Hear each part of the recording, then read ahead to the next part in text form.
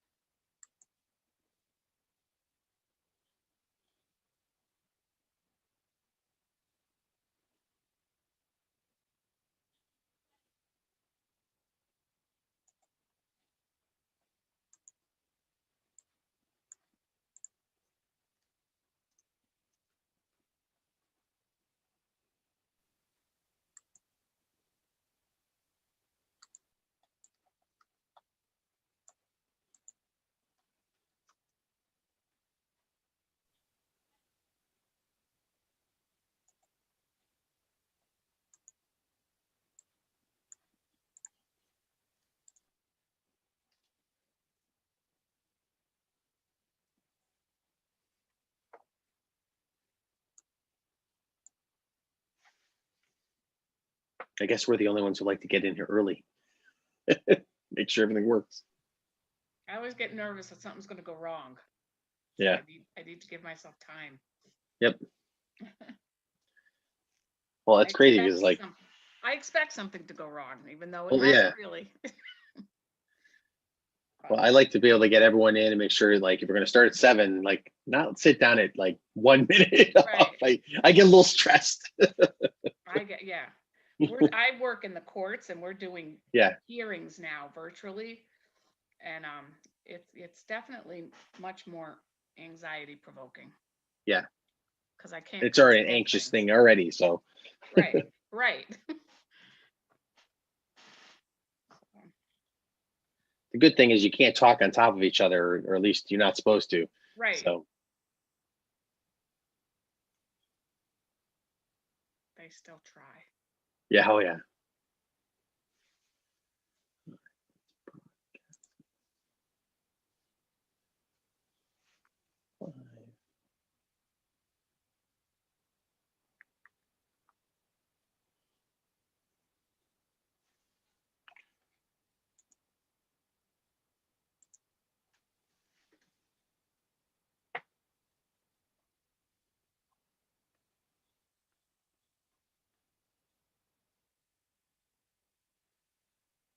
But this is so much easier for me to run these meetings fully virtual than trying to do the little of both. Oh, yeah. It works. We do it pretty well actually, but I'm tired at the end of that night. Yeah, I'm sure. I'm tired at the end of the night, so. Yeah. I'm just sitting here most of the time. Yeah. Oh, where'd I go? You're on. You're still here. It's because you see the Board of Ed screen. No, actually, you see that? Like swiped across my trackpad. Mouse. Yeah. Oh. Yeah. Oh, there we are. See? I barely even touched my computer and something went wacky.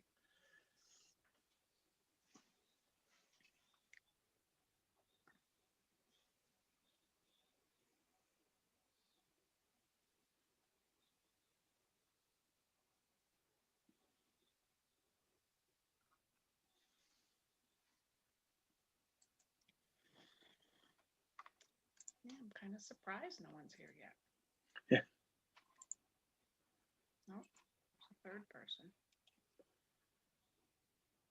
There's one attendee. It's a teacher from the middle school, Hi, Allison, you can hear us.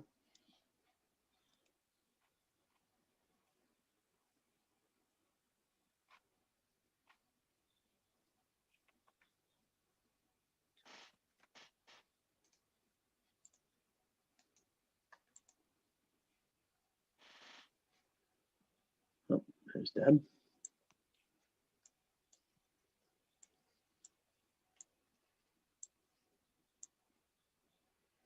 And Crystal.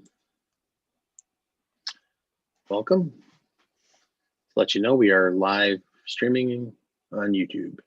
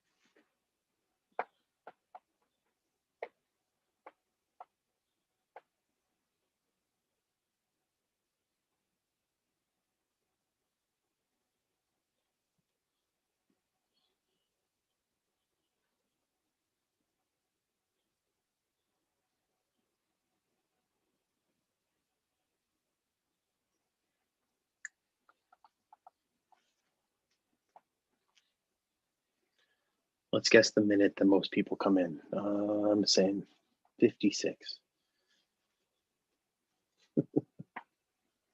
Oh, here's one more.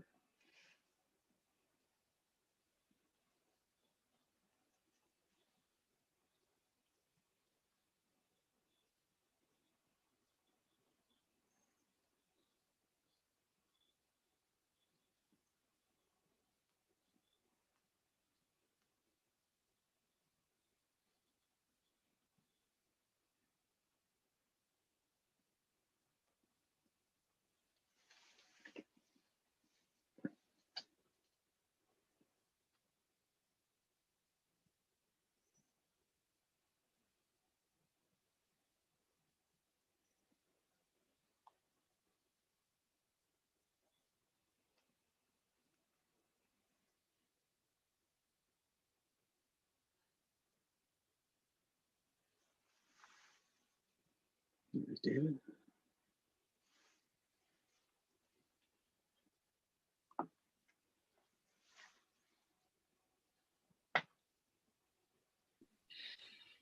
Hi, everyone. Hi, Dave. How's it going? It's going. Kev, you got my presentation, right? I do. Okay. Hi, Deb. Hi, Kath. Hello. Hi, Crystal.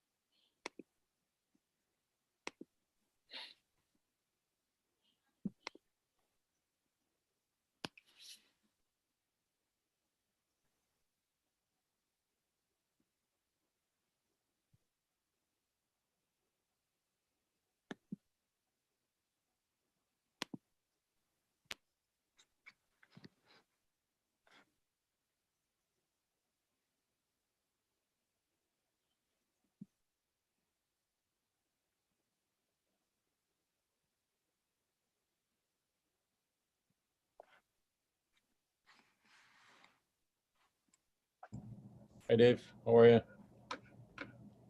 Hey, board members, can you hear me? Hi, Steve. Yes, loud and clear. Hi, Kathy. Sorry, I wasn't Good sure. evening, everyone. I wish I'd known you were a tie, Steve. I would have put one on. Well, I just didn't make it home, and I actually had an interview with Rachel Piscatelli from Fox 61 at 5:15. Oh, So it's a good thing I was not in my onesie pajamas today like I was on Friday. like to have seen that. It was, well, I think it was tweeted out, so I'll send you. It was nice for the kids, you know. Yeah, yeah, that's what it's for. It was good. A lot of participation. A bit later on the subject. And she's interested in what we're doing for snow days, so I gave an overview of that and what the board had voted on. So that was good. Oh, good. Yeah. Just to let you know, We live, Kevin? yes, we are live on YouTube. Okay. Hi, everybody. Do we have any viewers? Sorry, Do we have any viewers yet, Kevin? just one. Okay. What's our process for citizens' comments tonight, Kevin? Do we know if people are interested or? Well, let me double check that we received any. I have not received any. I didn't receive anything. And you'll ask if anyone is interested, if anyone has a comment who's joining us as well, right, Kevin? Yep, if anyone would like to speak, you can do that. I do not have anything in the inbox. I checked the other day too. Yeah.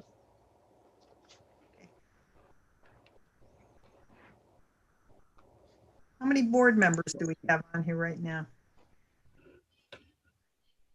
I see Foster. Foster, Kathy, Deb, and Crystal. Crystal. And Lori. Hey, Nicole. Nicole's here. Yeah, I see Nicole.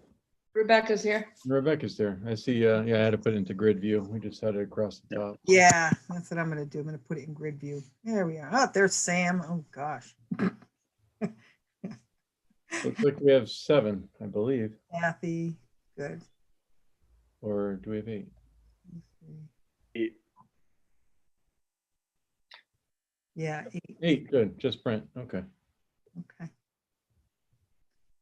All right, it's 7 o'clock, so I'm going to get us going. Is that okay? Everybody all right? Very good. All right, we'll call the meeting of the Plainville Board of Education for December 14th, 2020 to order. And the first item on our agenda is Pledge of Allegiance. Let's see, Ms. Wells, you want to lead us in the Pledge of Allegiance? It's kind of hard to do, but.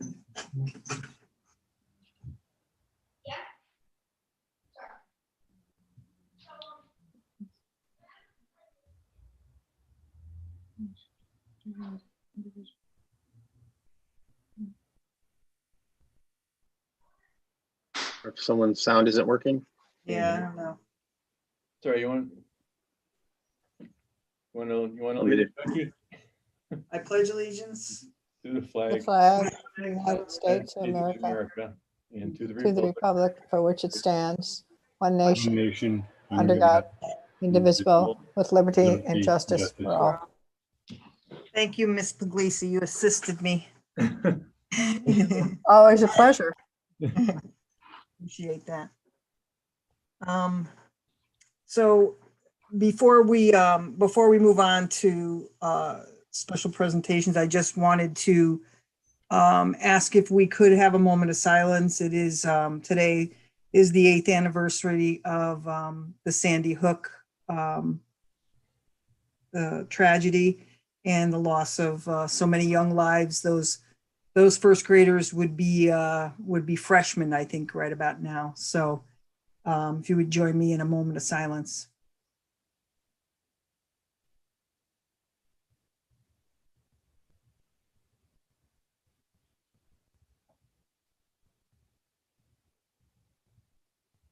Thank you. Special presentations, I don't think we have any this evening. We're starting those in January. We have been getting nominations for the Portrait Pioneers. I shared that out last week, and we already have, I think, 5 or 6 nominations, so that's great. Oh, awesome. And that brings us to the approval of minutes. We have 2 sets of minutes, one for our regular meeting last month and then one for our, but that's our policy subcommittee meeting. Can we get a motion for these minutes separately or together? I don't. Madam Chairman, I move that we approve the minutes of the regular board meeting of November 9th, 2020, and also approve the minutes of the special meeting of the policy subcommittee on November 23rd, 2020. Okay, motion. Can we get a second? Second. That was Ms. Becky in there first. So we have motion second. Are there any corrections or anything that anybody sees that has to be changed? All right, seeing none, ask everyone to say aye, to approve and say aye. Aye. Aye. Any opposed? And I don't see any opposed. Thank you, that carries. That brings us to citizen comments. So I do know that we have are on YouTube right now and have asked folks if they're interested in communicating with us, that there is a way to do so. So Mr. Ross, I know that you checked to see that there doesn't seem to be anybody expressing interest at the moment.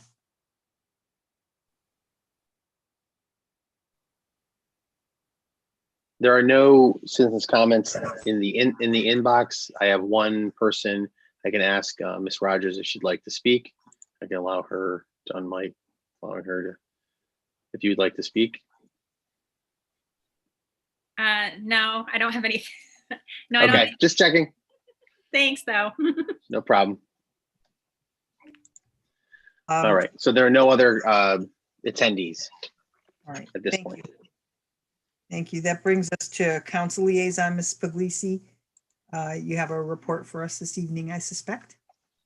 I have a few things just to share with the board from our last meeting on December 7th.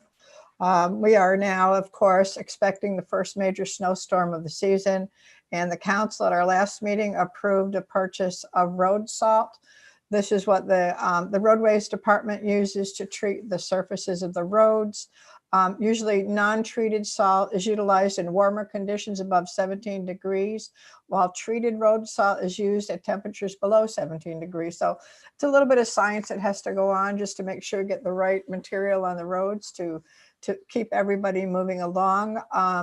We were able to approve a purchase of untreated salt from Champion, and the price was $1.75 per ton less than last year. So that was a good thing. We were glad to do that. The second one was a treated road salt from DRV and Enterprise, and we were able to procure that at $8 per ton less than last year. So a little bit of savings there from what we had been used to paying for some of these things, and certainly we'll get a workout this week with a lot of that going on. We also had an extensive report regarding the Eversource gas replacement projects that are going on in Plainville.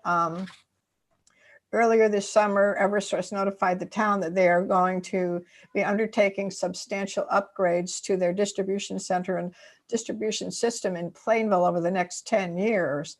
And as we all know, for the past 5 years, the town has had ongoing projects to repave our roads in town. And unfortunately, Eversource decided to come up with their plan after we had already done some of these roads.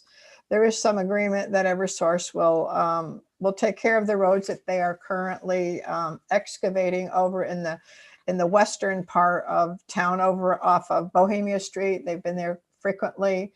That street was just paved 2 years ago, and the town is trying to coordinate with them so that we don't go through the same issues as we had this year. So some of the other roads that they're going to be working on most recently are going to be Redstone Hill Road and that neighborhood, which would include Hollyberry Lane, Skyline Drive, and Highland Drive.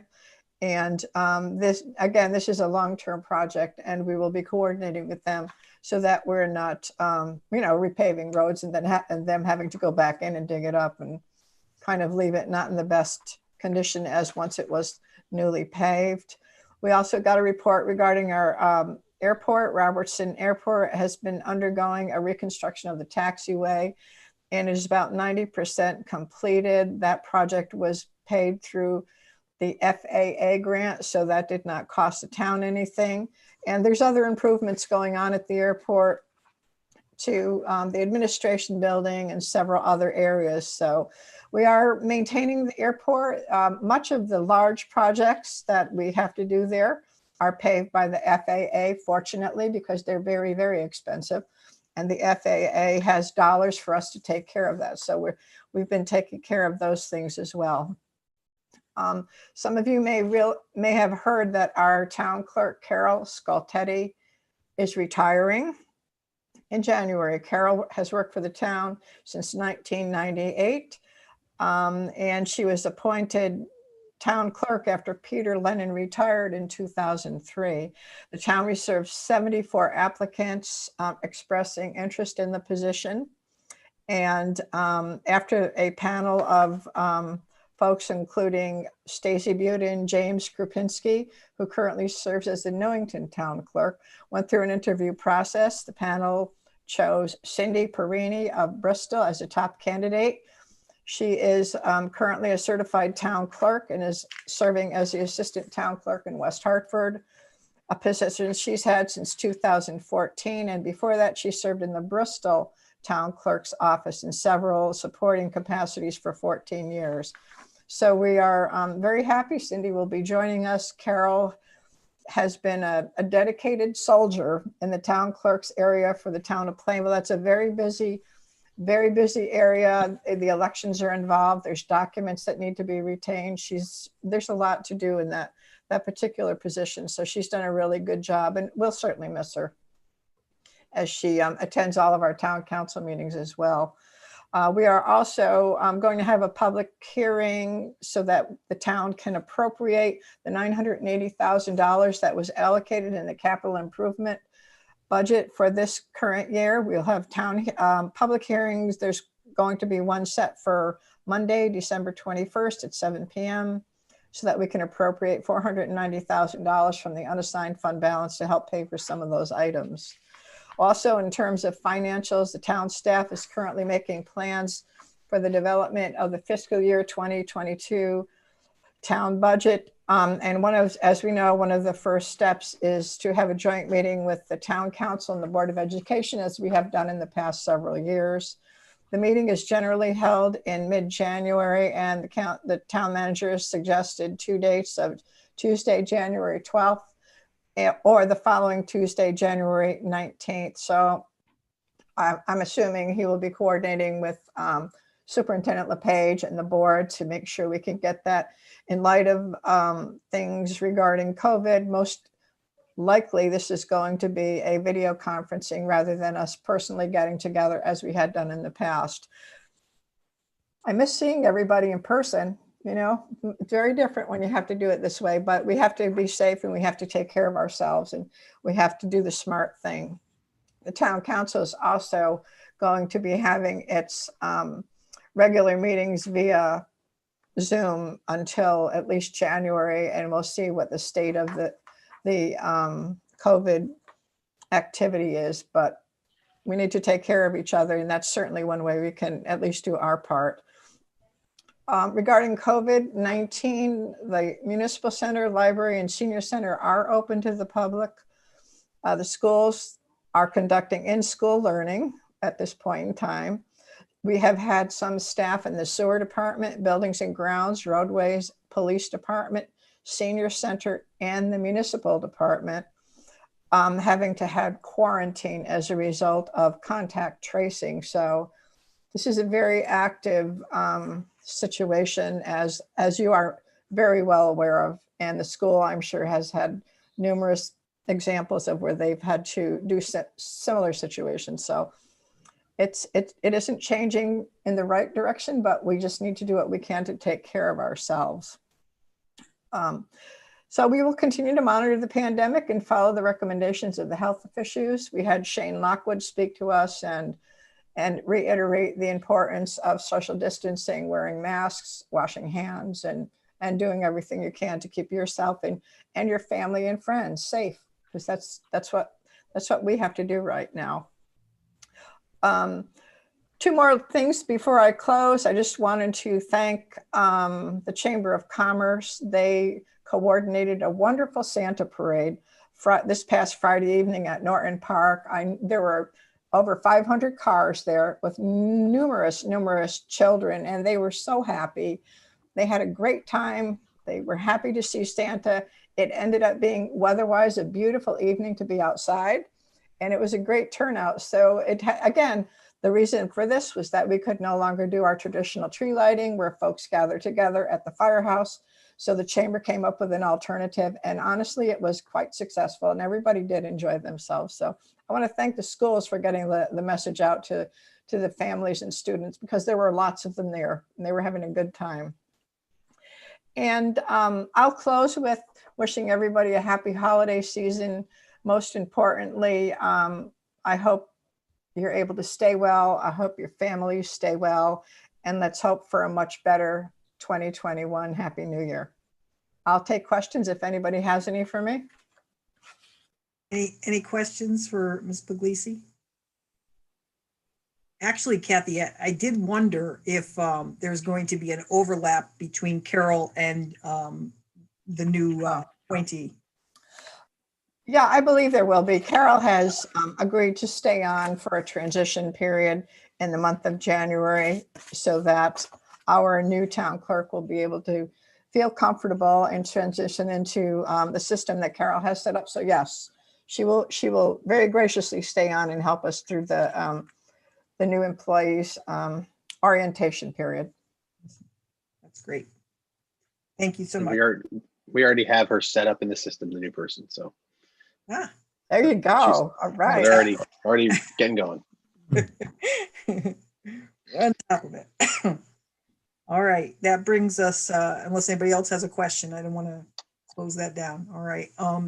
That brings us to superintendent's report. And Mr. LePage has several items here. I think he's going to have some help, but I'll let you take it away.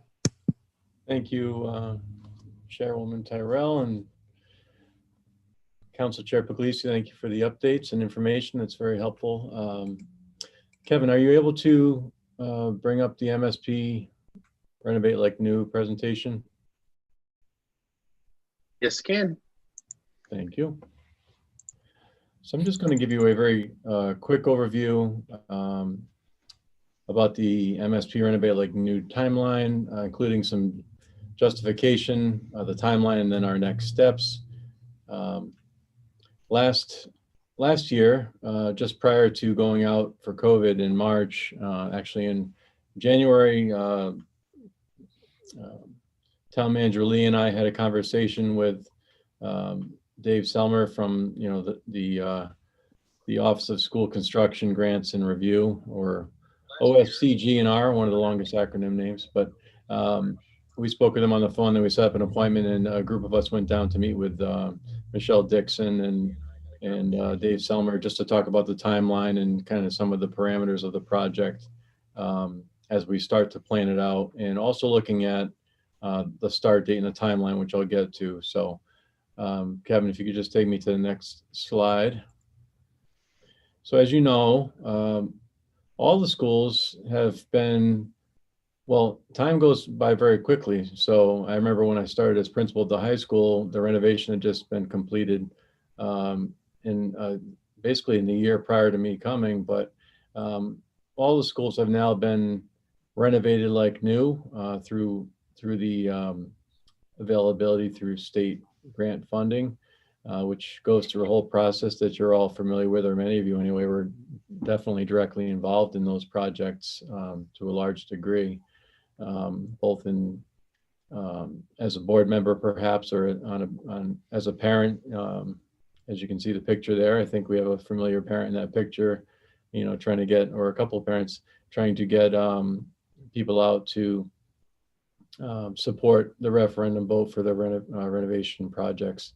So believe it or not, the middle school was last renovated, and certificate of occupancy was applied for in 1990, but it was granted in 1992, April of 1992. You're eligible for a renovate like new application after 30 years. So that's basically our timeline. So I'll get to that in a minute, but you can just see just a quick picture of some, picture of some of the buildings, and a lot of work that's been done over the years by prior superintendents and capital project building committee members and members of the board and members of our administrative staff. Steve Bustle has been, tremendous, among many others, of course, with all the projects, principals. So a lot of work, but as you can see at the top of this slide, each building project was funded more than 60% by the state. So, with all the repairs that need to be done and buildings fall into disrepair over time, that's not an issue we've had at any of the schools. The middle school is starting to see a number of those things that we've been putting off, hoping for a referendum to be approved. So I'll get into some of that in a little bit, but it's it definitely, the amount of money that you receive from the state grant is something that's, a tremendous dollar amount that helps our school districts and our schools to maintain a like new appearance and functionality that's efficient, safe, and good for a good learning environment for the kids. Go ahead to the next slide, Kevin. So these are just some of the justifications. It's not an exorbitant list or exhaustive list, but we've deferred millions in costs for major repairs in anticipation of the renovation project. As I said, big items like the roof needs to be redone. Chillers are a very important item that are, from what Steve said, they're in really bad shape, and the lifetime on those is coming to an end. The electrical distribution system, and as well as safety concerns, regarding safety. I had spoken to you last year about the vestibule. The middle school is the only school that does not have a secure vestibule. Basically, you're buzzed into that atrium area, and then you're expected to walk to the office and sign in, and you're monitored. But that's one of the reasons we had moved on getting a school resource officer, which has greatly helped, and he's doing a great job. But having a secure entryway like the one at the high school that was just completed is terrific, and they did a great job. Updating the cameras and our other security support systems, the monitoring systems is critical to our ability to secure and control our building and communicate during a crisis, and knowing kind of where everybody is and making sure everyone's safe. All other Plainville schools have been renovated, as I said, in the last 14 to 15 years. A lot of them more recently. As you know, Wheeler was just completed last year. Technology infrastructure, Kevin will tell you about technology tonight, but there's a lot of updating that, and wiring and infrastructure that needs to be done. Our classroom spaces are outdated. Things like labs need to be updated, and other space configurations for the classrooms. It's still a beautiful building in many ways, but there's a lot that could be done to have more conducive learning spaces. Potential for reconfiguring areas for current needs. So this is, we've kind of outgrown some of our areas. The music areas are not well suited for the number of students that we need in those areas. And it's a very popular area for our middle school and our high school and our elementary, but the spaces are just not as conducive as we would like for that. Our conference room is really one in the main office. And if you have a large PPT or a meeting, I've been a part of some of those where you're pretty close together. It's a little bit claustrophobic, but so things like conference rooms, music areas, special ed service delivery areas are also very, very small. So just talking about some ways, in the architectural plan to plan for such things and needs of the building, among others, that to adapt to the new student population and uses of the building. Lockers are in disrepair, and they're not a very good design. They're very narrow, and looking for a more similar design to the high school lockers. There's also a risk of declining state reimbursement rate. Right now, the rate, depending on the population of the building and your ability to fully populate a building, as you'll hear about in a subsequent report about Wheeler, there's a really strong reimbursement rate. Over 50%, up to as much as in the low 60s, depending on a number of factors. But still that's money coming from the state that's supporting the beautification and updating of our schools. So we don't know how long that will be guaranteed. It's still available, so it's just something to consider. Potential for reconfiguring or the traffic flow. If you've been at the middle school during the morning or in the afternoon, it gets a little bit chaotic, and with as far as the parking, the drive-in areas where the buses enter, where the parents drop off, and also the buses that transport our students with special needs, it's a little bit disjointed. So there's different ways of improving that through the renovation that we've discussed, and also just the potential for use of, you're going to see in a minute, just some upgrades in equipment and systems that have been updated, and they're still fairly or very current because of needs of the building, and those could be used to reduce the amount of the renovation to offset that. So that's an important factor. So that's kind of some of the justifications, and there are others. But Kevin, could you take me to our next slide, please? So this is just on the left are the projects that were completed because of a need, either a system failure or something that had to be done. It couldn't wait until the renovation. And these are things that could, like I said, offset the overall cost of the renovation. On the right, these are a list of some of the likely costs of the different repairs. You can see the roof being almost $2 million, and HVAC upgrades almost $1 million, $935,000. Parking lots and pathways to make them ADA compliant. This adds up pretty quickly to over $6 million, and there's more. These are just some of the big projects that are aging and needing to be done in the near future. So these are things that would have to, if we don't have a renovation project, they'll have to be factored into the capital improvement plan, which we've tried to keep fairly reasonable over the years in order to balance the budget. So renovation projects are a way to accomplish a lot within a project like this, as you've done in the past. Kevin, could you take me to the certificate of occupancy? As I had mentioned, it was applied for in December of 1990, as you see in the top, kind of the top right there. And we're initially kind of thinking that might be the date for the timeline, but the date, our latest clarification was that, we'll be eligible to apply in the June of 1992. That's when I was graduating from college, undergrad. So that's a long time ago. 2022, I'm sorry. So that kind of gives you our timeline when we're eligible for the grant. And I'll share the timeline in the next slide of some of the dates. And this is in your packet as well in a different format, but we had just asked for a tentative outline from KBA just to give us some of the high points of typical project. So we still, typically you start this process, as I'm doing now, a year or two, almost 2 years in advance of the actual eligibility. So we're in a good place for the timeline. The next step would be, as you see, pulling together in the very near future, capital projects building committee, and looking at the process of, hiring an architect. The first step is, basically sharing this with you, and then with the town council. I'm sharing that with Ms. Puglisi and the members of the town council on next Monday night on the 21st, and asking for approval basically to move forward with the initial steps of this process.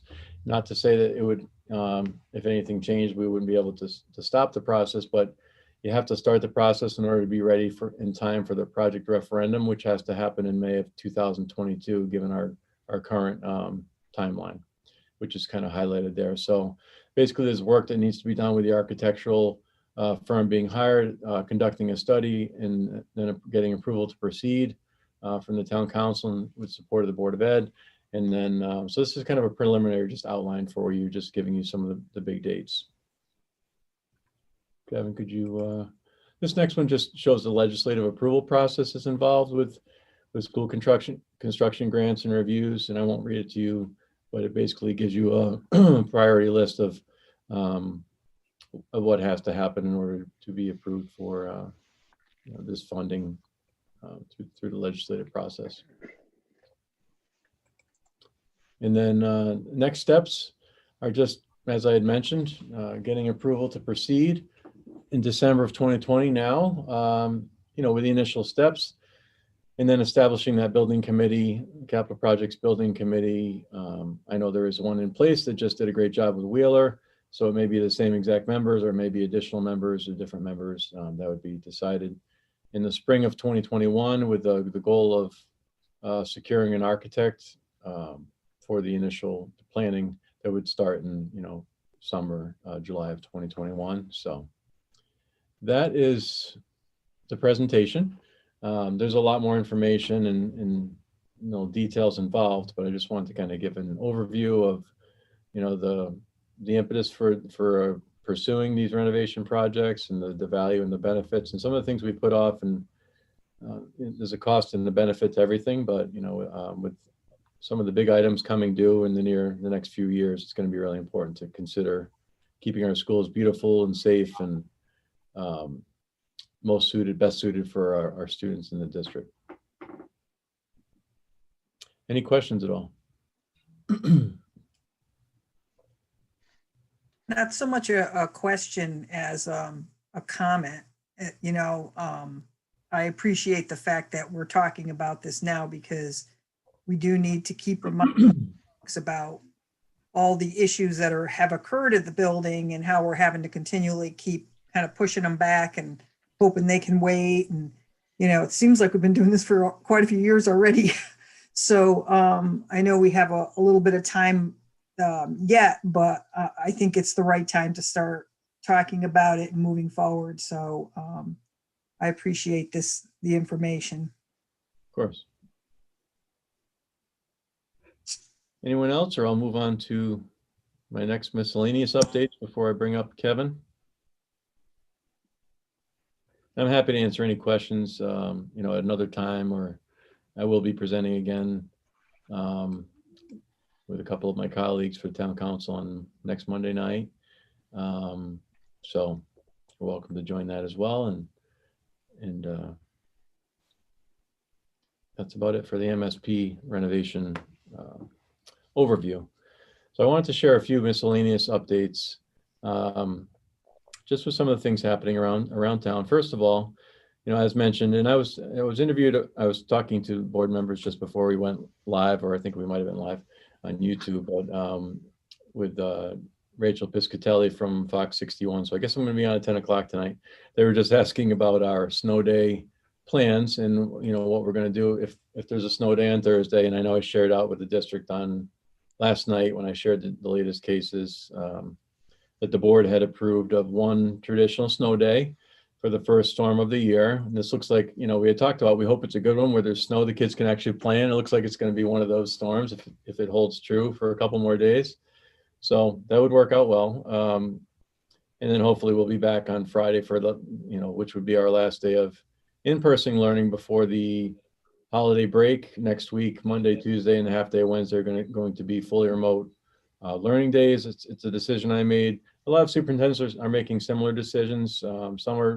Some went even longer, some didn't do it at all as far as going remote.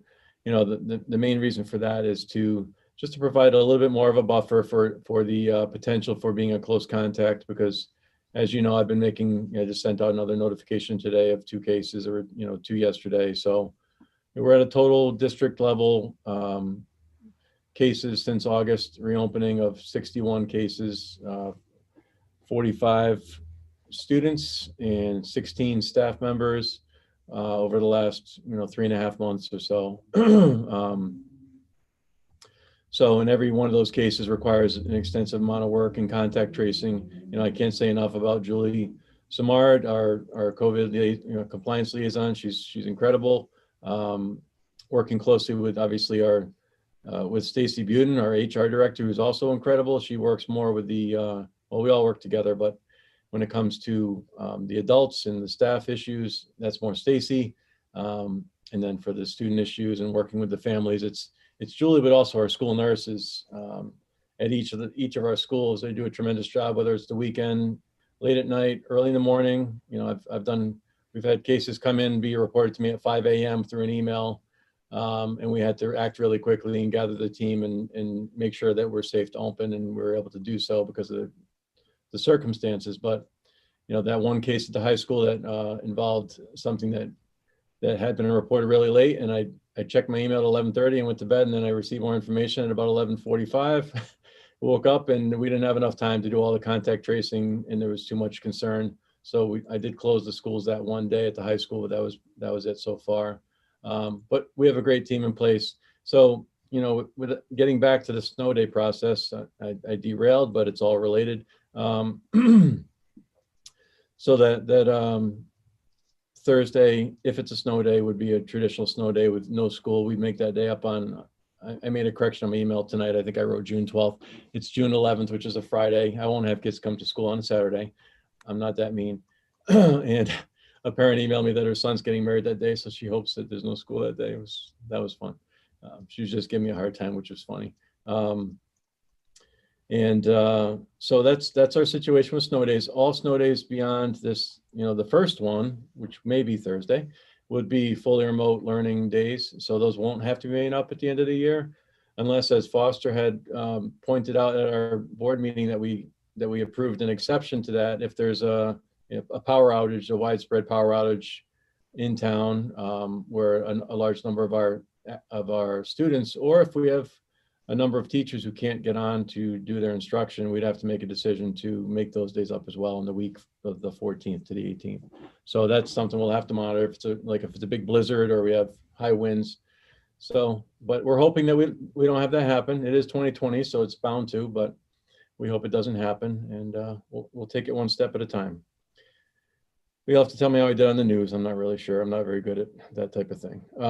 I also want to say on the subject of COVID, Dr. K, who's at the Doctor's Treatment Center, he's our medical, he's our consulting medical doctor for the town, for the Board of Education, and he has been so for over a year now.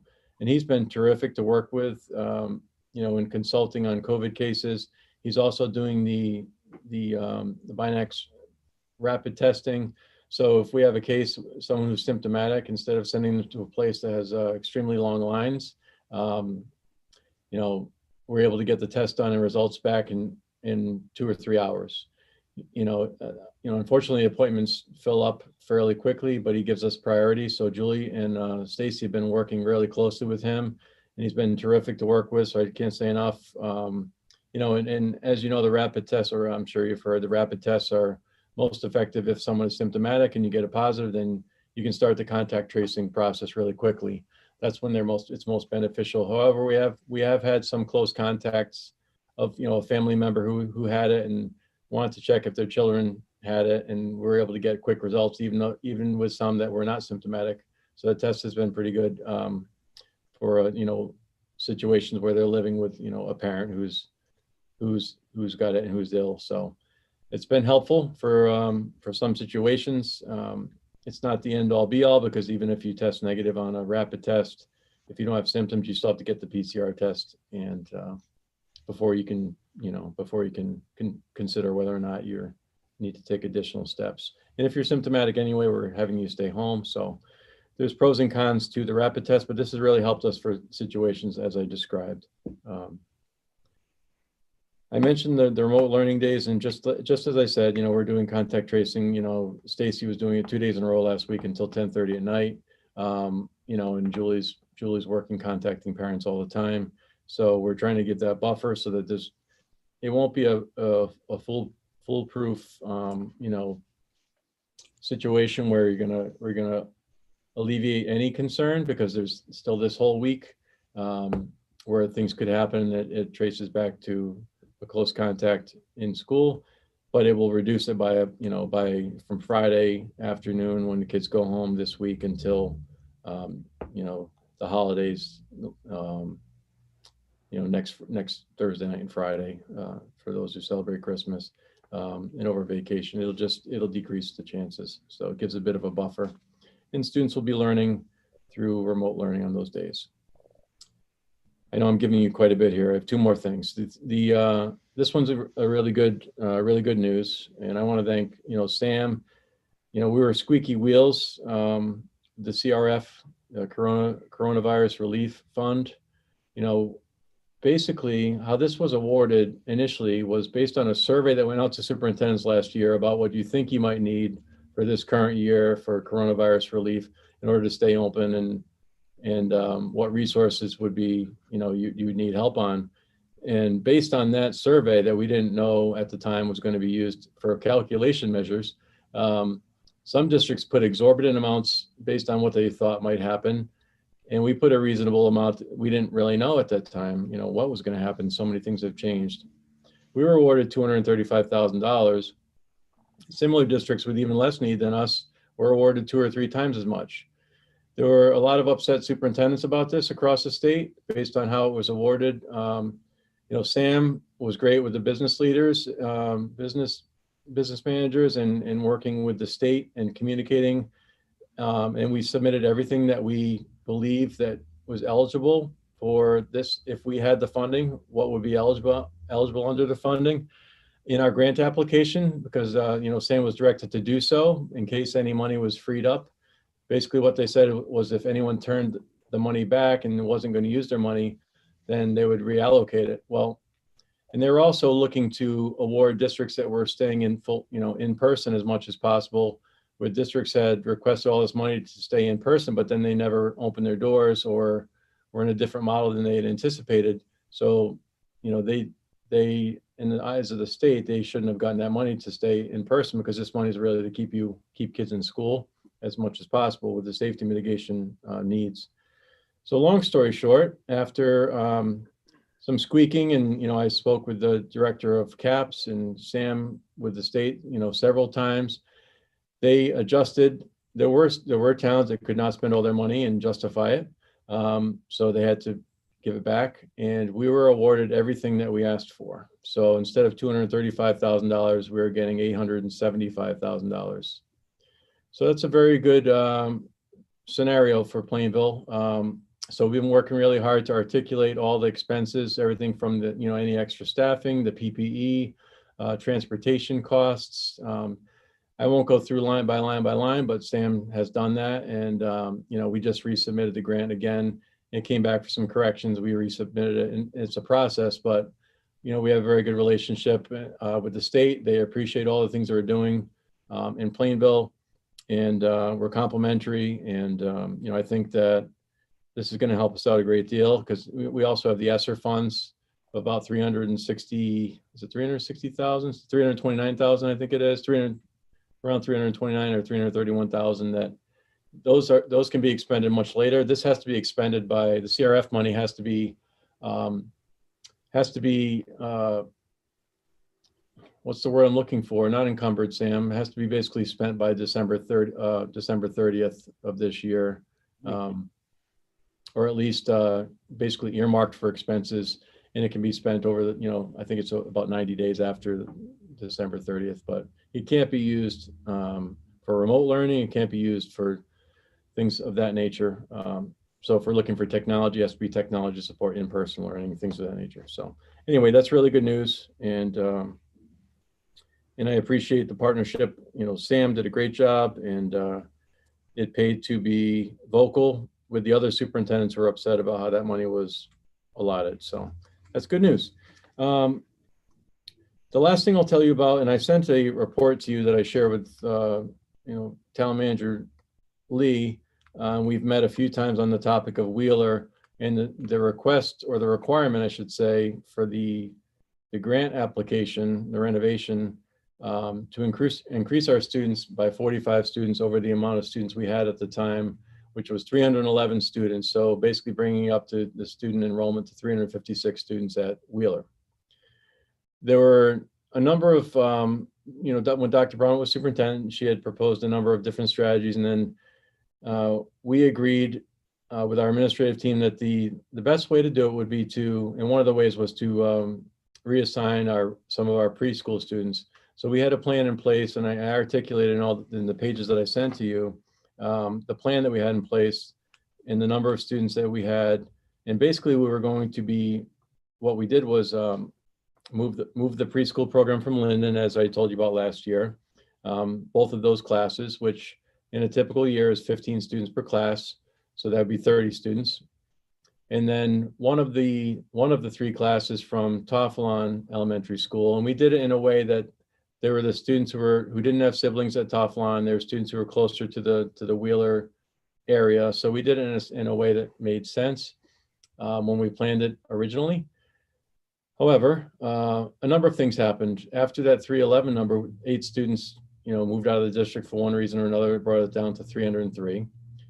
And then the pandemic hit, and a lot of parents, for reasons such as childcare and wanting their child in a program every day, chose other options. Some chose not to send them at all and just to wait another year until kindergarten. Some chose other programs, and we had other students in other grades move. Some of our open choice students ended up staying in Hartford and going to different magnet schools. So there were a number of factors that I detail on the kind of the explanation that's going to be shared with the state, because the goal was to hit that number by December. And I'm not really sure, and I don't question the logic because it comes down to legislation, but in a pandemic, when you're being told to socially distance and spread kids out and reduce the number of kids in your buildings to the degree that you can, but on the other side, you're being told you have to add, in our case, it was going to be about 53 students. We ended up adding 27 preschoolers from Linden. We only had enough students to enroll 2 sections of preschool at Toffelon, so we lost a whole section of preschool. We went from 105 projected preschool students, 7 sections of 15 in the district, to only having 78 enroll this year. So that was a big hit to our plan, as well as, like I had said, we had 17 students either move out of district. 5 of them chose to do homeschooling instead of traditional education with the combination of the hybrid. So the number of factors that ended up with our number currently being 330 students. So we're about 26 students short of, what we were aiming for pre-pandemic and what we were being told we would need to come up to. So I'm still working with that and Robert Lee, and I'm awaiting word on where the state is going to fall as far as, our request is that they either exempt us because of the pandemic or give us an extension to either next year or within the next 3 years, because it's going to take some time to get back to some sense of normal. If those things don't happen, we'll have to look at other avenues, and hopefully work with perhaps Bill Pettit. And, I know this is a legislative requirement, so due to the pandemic, I think there must be other schools that are in this situation as well, where you're expected to add students for a renovation project, but it's not possible due to, without completely redistricting your school system in the middle of a pandemic, which would be devastating for families. So that's where we are in the Wheeler situation. I gave you a lot of information, and I'm going to stop talking. Is there anything else? Is there anything I can answer on those pieces of the report before I turn it over to Kevin for the technology update? Can I just have clarification on one thing? Yes. How do we find out that a student has been exposed or has COVID? Does the health department contact us? Are they required to contact us? How does that work? If the health department is notified, they do contact us, and we work with them on the contact tracing. A lot of times we are getting notification directly from a family member. We did have several cases. Well, since we've started, the family would call us, I was exposed to someone at work, if it's a student, I was exposed to someone at work, I tested positive, looking for guidance, with their children, and they received that guidance from Julie Simard. And same thing if a staff member, was at a social gathering and someone was positive and they tested positive, then we follow the process that way. But it's either from a direct report from a student's parent or from a staff member or from the health department notifying us because they became aware of a case as well. Okay. I'm just wondering, because could it be that people don't report it to you? If someone's out sick, we're actually contacting them as well and determining their reason for being sick and following up with staff and with students too. That's not something we had done in the past. So So, you know, when someone calls in sick or enters in ASOP that they're sick for the day, Stacy gets on the phone. You can't enter in there, you know, non-COVID reasons. People could not, you know, they could conceal it if they were aware for some reason and wanted to do that. I sure hope they wouldn't. But yes, that would be a loophole if you knew you were sick, but you decided to come to school or work anyway. Okay, thank you. Yep, no, it's Steve, it's Kathy. I just wanted to make a comment regarding the preschool program at Wheeler. My grandson is in there, and I have to tell you, I have to help out periodically when he had to stay home and do his distance learning. Yep. But I'll tell you, he loves that program. He lives on Linden Street, right across from the school, but he goes to Wheeler for preschool. Yeah. That's okay. That's okay. He gets a bus right in front of his house and they drop him off. But I just want to tell you that the teacher is amazing with her online teaching. And my grandson loves going there, and they're doing a great job, even though they had to close a week or so before Thanksgiving because of somebody in that group had tested positive. He didn't get sick, and it wasn't the children, it was somebody else. But they're doing a wonderful job, and he loves it, and he's learned a lot. And the teacher, please let her know that I think she's really amazing with all these little people. Great job. I will. They work really hard, and you know, it's hard at every level. But you know, when you're working with preschoolers and trying to keep them engaged and focused, you know, online for any period of time, it's, you know, I guess herding cats is the one thing that comes to mind. Expression. I don't know how they do it. You know, honestly, they work really hard. You know, and they're working hard at every level. But thank you. That's great feedback, and I will share that. She does a great job. They get distracted very easily. You know, all they have to do is sit for about 20 to 25 minutes, and sometimes, you know, it can be a little tougher for them. But nonetheless, she appreciate that. Good. I will definitely share that feedback. Thank you. Steve, Other questions before I turn it over to Kevin? I have a question. Yes, Rebecca. Just to clarify though, if a student did come back positive, even if the family didn't give that information to you, eventually you would get it from the Department of Health, correct? Yes, correct. Once they've tested positive. So, I mean, it would be a loophole for a period of time. Very short but period. You're going to get all of the positives if they've been tested. Right? Exactly. Yes. Thank you for clarifying that. Yes, that's exactly true. Yep. But it would be that short period of time from the time the test comes back positive, you know, until, and it's really quick notification from the health department. They're for the most part very quick. But we've been, you know, parents, I have to say, Julie constantly compliments the parents and how good they've been about, you know, notifying us, doing what they're expected, you know, when she contacts them about quarantining. They've been very great and understanding, and, you know, as far as we know, following the rules. It's been, you know, it's definitely trying.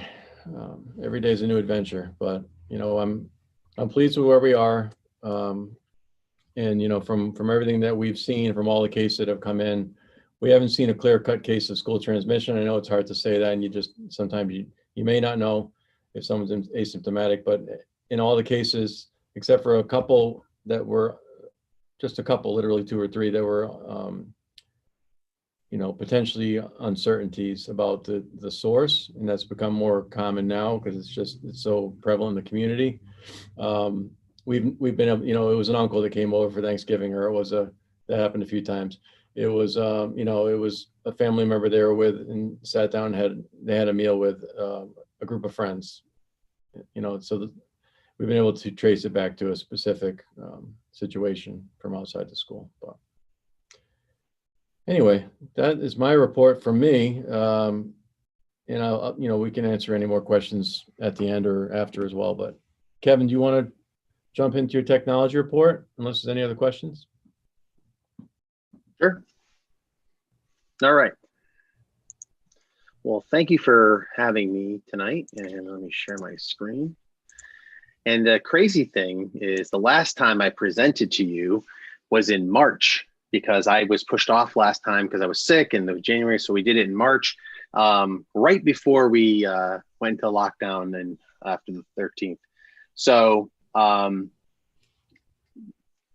state of technology for 2021, and thank goodness 2020 is almost over. I want to just kind of recap this year a little bit first and just talk about how amazing our staff did in March. As someone who's been working with this staff for 22 years, we have always had staff members who were willing to use technology and go forward, but it wasn't as prevalent as it had to be starting in March. And we had a professional development day on a Wednesday, I think it was.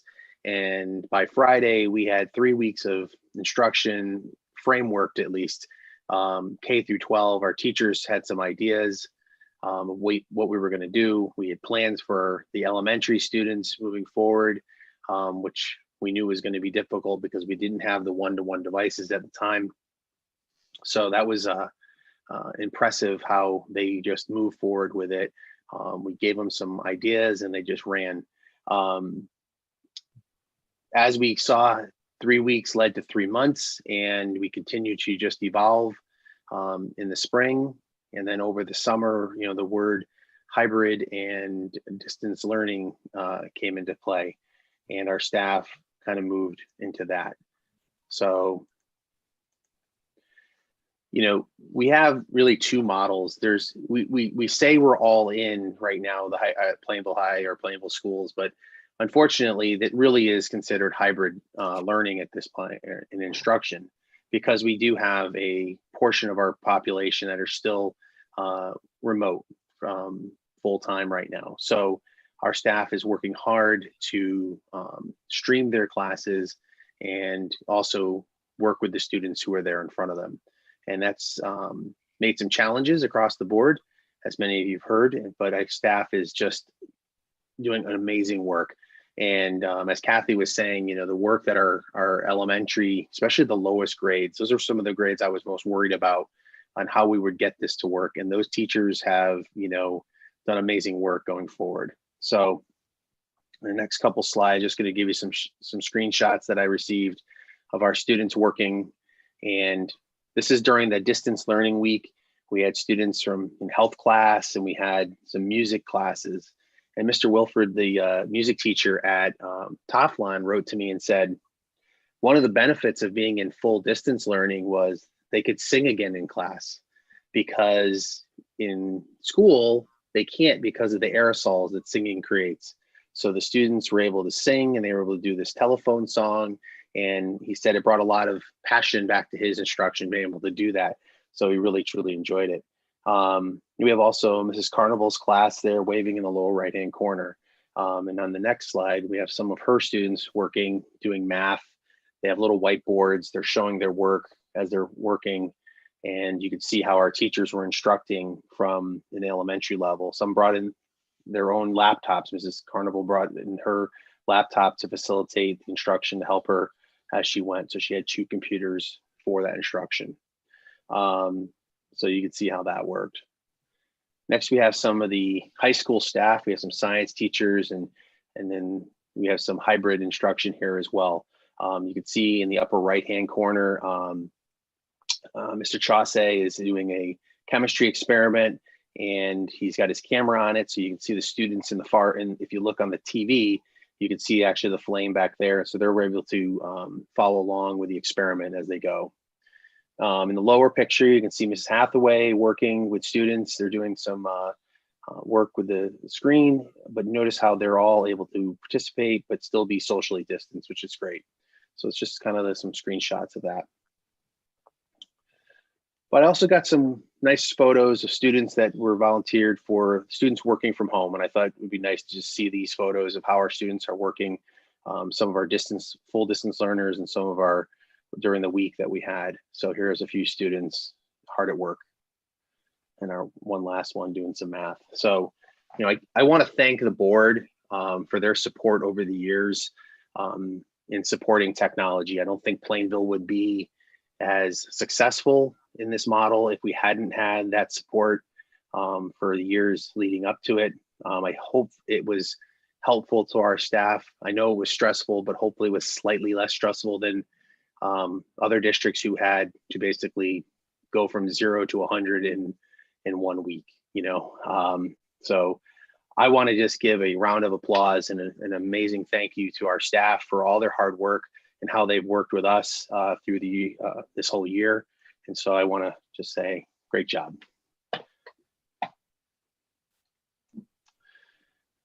But I also want to thank my staff. Starting in February, I had 2 daughters who went to Italy, and in that time frame, we were very nervous about COVID because Italy blew up right as they got home from Italy, and we were one of the first people contacted by the public health department because of it. So my mindset was on this a little earlier maybe than others. And so when I saw what was happening, my staff and I jumped in and we started preparing laptops and other devices to start sending home people. And they didn't miss a beat. So I don't know if I wanted to put a face to the names. I've said the names many times. Many of you know Mrs. Zettergren, Carol, it's in as Carol, Karen, I typed that wrong, amazingly. Carol Zettergren, I'm gonna fix that right now. Because I'm embarrassed by that. And Mark Alfano, Dan Demers, Doug Miller. These are some of the people here, and you can see what they do district-wide and how they supported my team. I also have Nick Modolo and John Wizakowski, our 2 other technicians as well. One of the things that happened when we were home in lockdown during that time, we were able to transition our offices to our houses. We were able to bring our phones and get our phones hooked up. We were able to take calls from teachers, parents, even students at times calling into our help desk. And we really didn't feel like we missed a beat, and really thankful that we had the phone system that we did in place, allowed our teachers to call parents and students without using their private phone numbers. So they felt more comfortable doing that. And so that's been super, super helpful. So again, I just want to thank my team for all the work that they've done. Just to give you an idea of some of the changes though, between last year and this year. This is just a snapshot of the tickets that came in from July 1 to when I did this report on 12/11. In 2019, which is pretty much a normal year, we had about 1,332 tickets. And in 2020, we had over 2,000 tickets. So almost 300 more tickets in that time frame. But I want you to also notice the lower left corner there. We also are 1 less technician. January of last year, one of our technicians left, and we didn't replace that person at this point. We looked to increase the salaries of the staff that we had in place to try to make sure we had maintained the people we had. And so we made a decision there, and not knowing that a pandemic was going to be happening. So we moved forward with it, and they again worked tirelessly to support our staff throughout this entire year. One of the things that I'm working with Steve on for next year is the possibility of adding in a part-time position to help with just the break fix repairs of the Chromebooks. We spend a lot of time on our staff doing that. We do all of the service in-house, unless it's a warranty piece, which is in the first year of the purchase. And then the rest we use under our Chromebook repair fund. We're looking at possibly adding a part-time position for that at, somewhere around minimum wage. So, non benefits and things like that. So that's in discussion, just to try to help support this. Next, I just want to move on to the capital budget. This budget, again, you've seen this. We've gone over this, but I just wanted to put this again out there so everyone understands what we're talking about for this next capital. On the top of the list, we're talking about Teflon's flat panel upgrade. This is replacing the smart boards and projectors that are in the classrooms.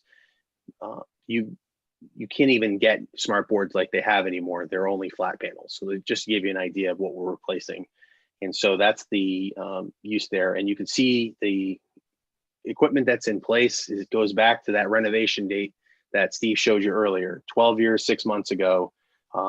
As of July of this next year, that's how old those devices will be. Next is our yearly Chromebook upgrade.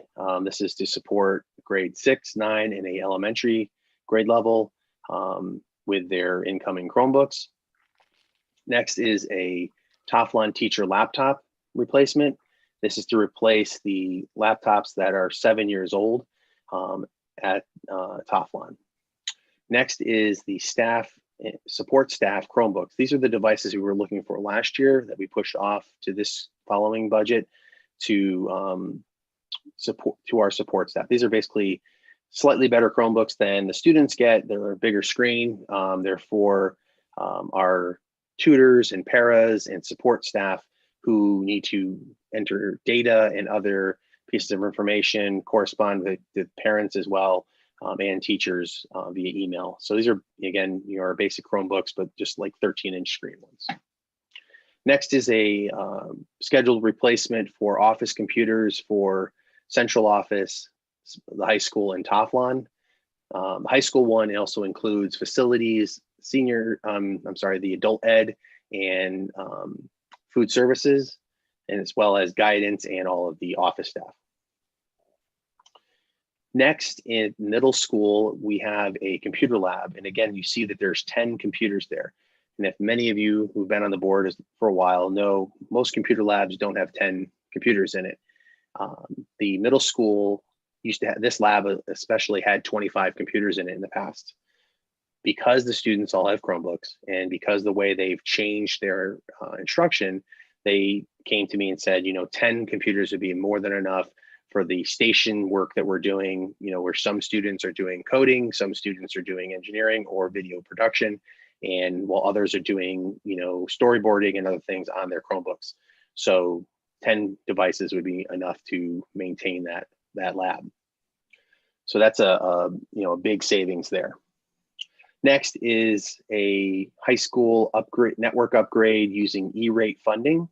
And we're going to talk a little later about the E-rate. So I'll just quickly show you. This is to replace some networking gear that was first put in when the school was renovated. And again, that would be 12 years, 11 months ago, and this as of July. And then we have 3 laminators for the elementary schools. So that's the capital for next school year. And I'm just going to go one more year out because we could go further, but because if 1 or 2 things change, this whole plan changes. So next is some server replacements. This is a 5-year replacement plan. We have 4 servers that in our what's called a cluster. We're replacing 3 of them in the board, and 1 of them is placed by the town capital that year because they have their servers are also part of that cluster. So they purchase a portion of it. Next is the Linden staff laptops for 6-year-old computers, our yearly Chromebook display, and then also our Linden displays, bringing them in line with like Wheeler and Teflon. And I wanted to point out the age of these devices because I thought it was interesting. So Linden's smart board, not the projector, but the smart board that they display on will be 16 years old when these are replaced. And the projectors were replaced somewhere in the middle there. So 7 years, they'll be 7 years old when they're replaced. So I just like to make sure you are clear on the numbers of how long we use this equipment for.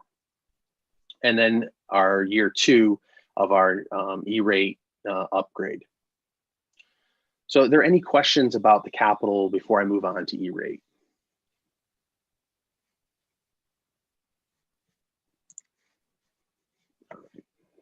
So next, E-rate funding. So we're starting a new round of E-rate funding. This is for what's called Category 2 funding. We receive a set amount of money per student in our district. And in the past, you had to spend that money based on the school the students were in that year. And it made it very difficult to spend on some projects that may span multiple schools or spend money in a certain school. So they brought it down to the district this next 5-year term. So now the entire amount of money is towards the district, and you can put it towards however you see fit.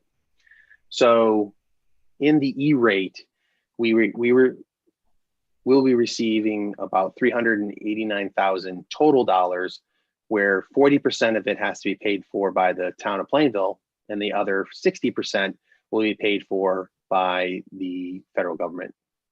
So we have a plan to break this down into a 5-year breakout so we can spend the money fully if possible. Each year, Plainville will be required to spend $31,120 to upgrade and replace networking equipment. We have $20,000 in our capital, and then we have about $11,000 in our operating budget that goes towards a new firewall that we put in this year.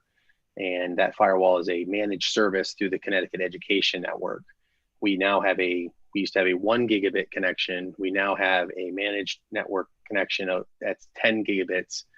We put that in place to start the school year to make sure that all of our teachers and staff had plenty of bandwidth for Google Meets and any other high bandwidth needs. So that is the plan for E-rate spending over the next 5 years. So that is pretty much, I did have a couple extras I did add in here. Our townwide fiber network is coming together, and that network is hopefully to start building out in February, maybe March, and that will connect all of the town's buildings, including schools, into a townwide fiber network owned by Plainville. This will facilitate some improvements, especially on the town side, especially, but also for the schools. We'll have some more dedicated pathways, less failure points, and things like that. We also received money from the state for public Wi-Fi, and we're going to put this in at the library and town hall. We had a meeting today about this, and we'll be putting up some access points on the side of the building so that families from around the area can come to the parking lot and use the Wi-Fi if need be. These are some funding that was available through the CARES Act that the state we were eligible for. So we decided to go with it. So that's a couple of extras. Does anyone have any questions? I just threw a little comedy up there. 2020, where my homework went. So.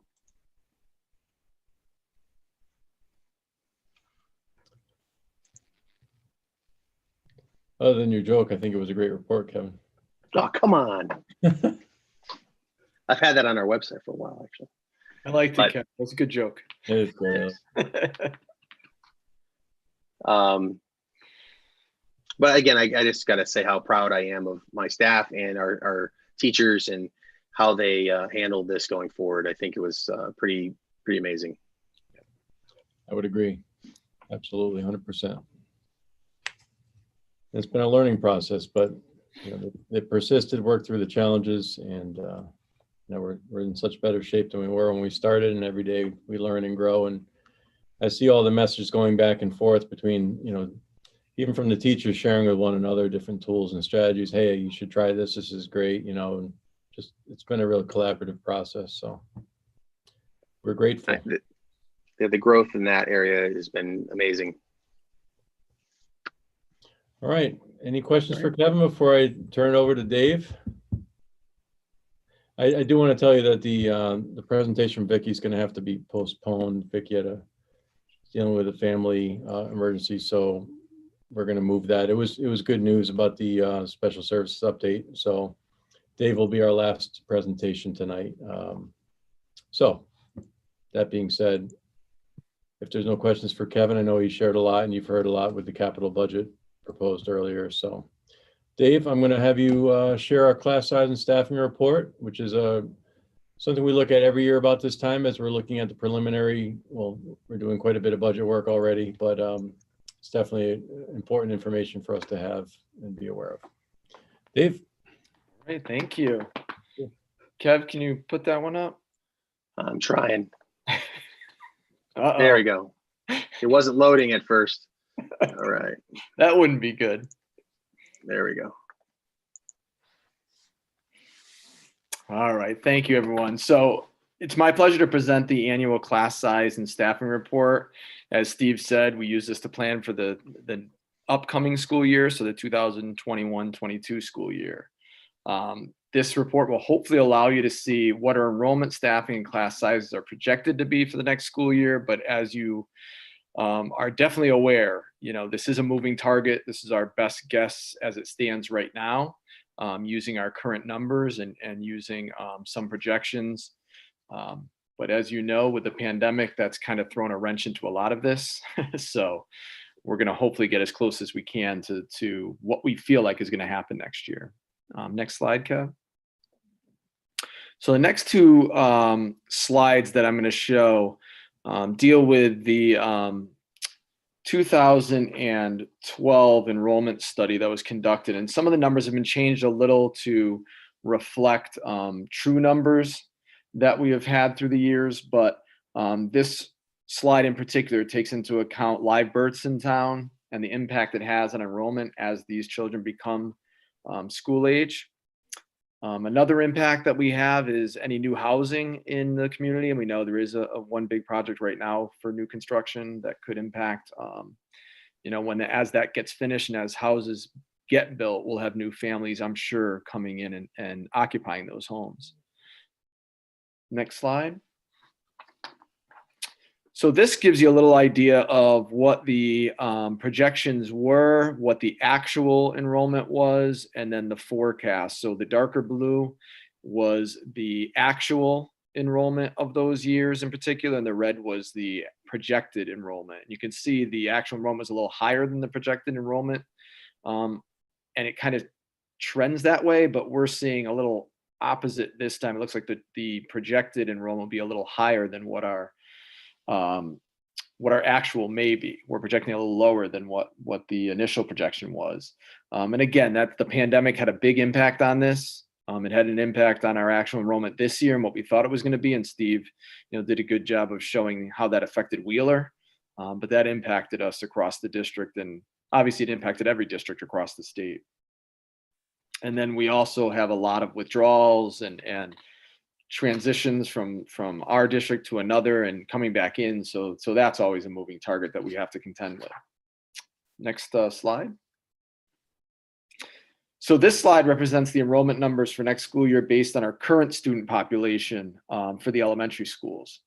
So it shows the number of classes or sections needed for each grade level, as well as the anticipated difference from this year to next. So when you look at like the pluses and the minuses, that's the change from what we currently have to what we're projecting next school year.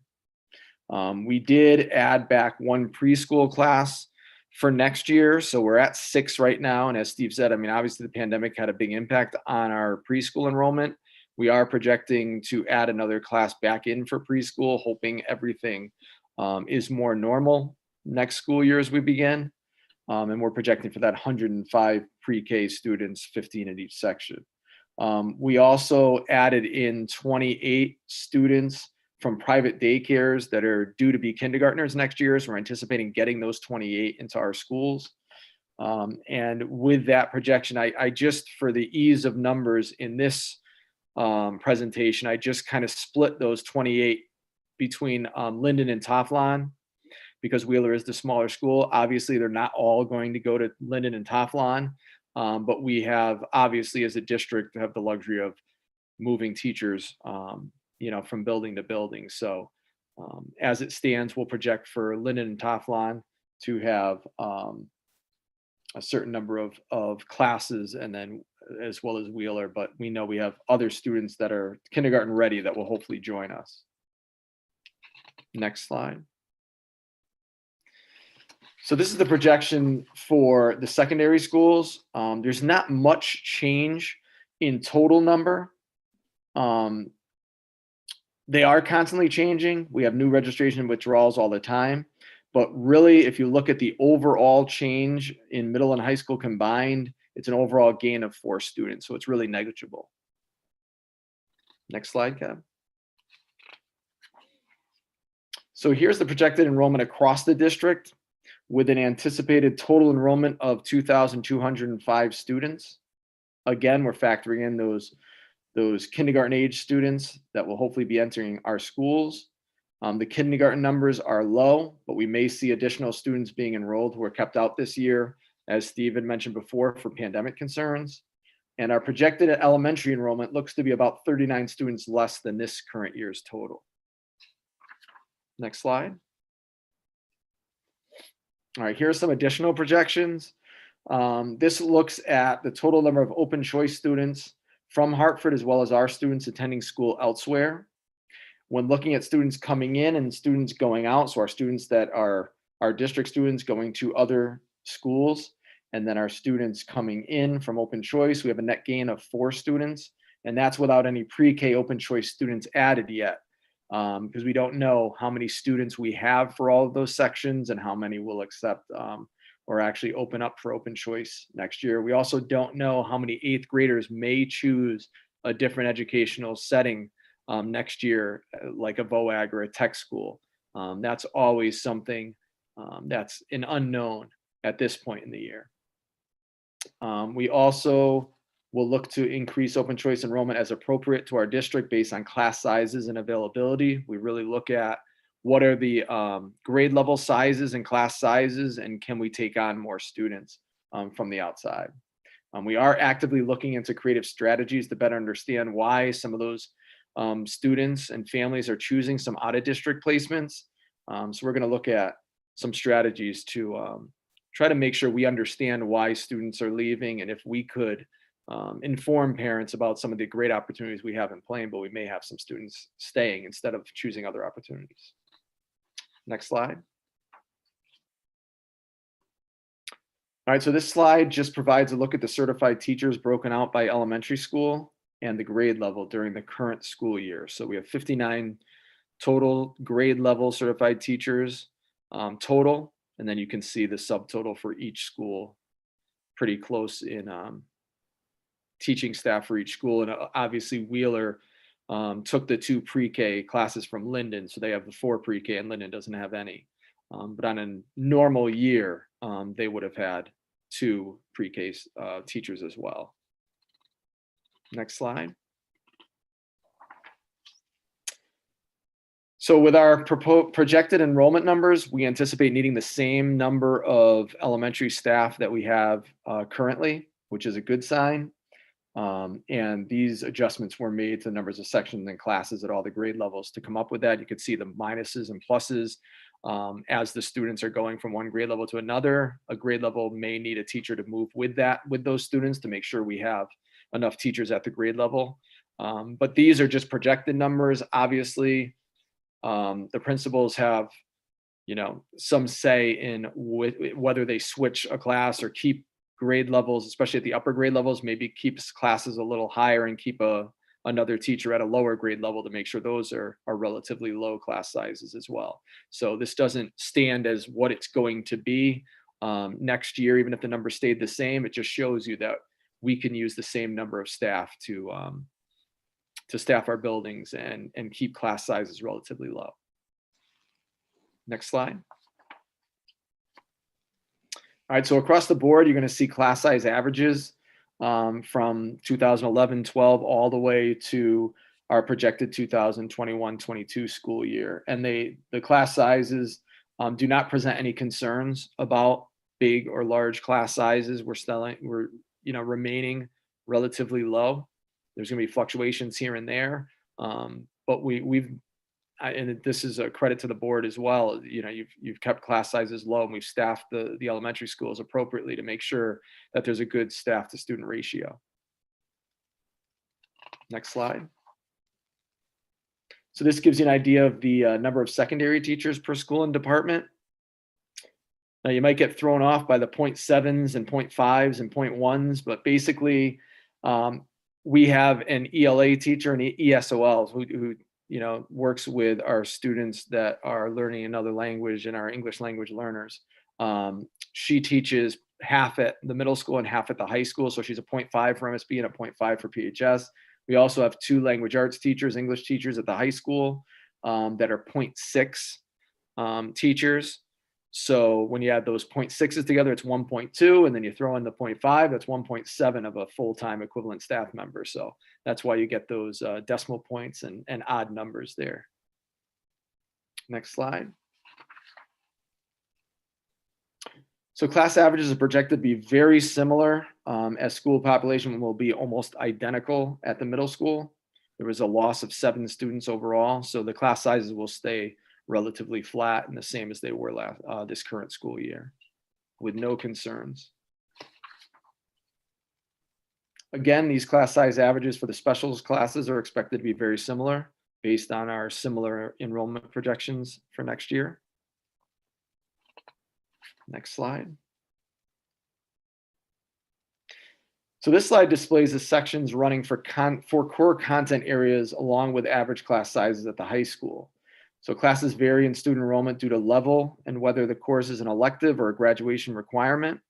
Also, some students take more than one course within a department, so accounting for the total number of students being higher than the number of students in the school. So we have students taking multiple English courses or multiple math courses. Many elective courses aren't shown due to the unique scheduling considerations, parameters, and safety requirements like shop class, like cooking, some of our computer courses. Their sizes vary, but generally elective classes are more than about 15 students.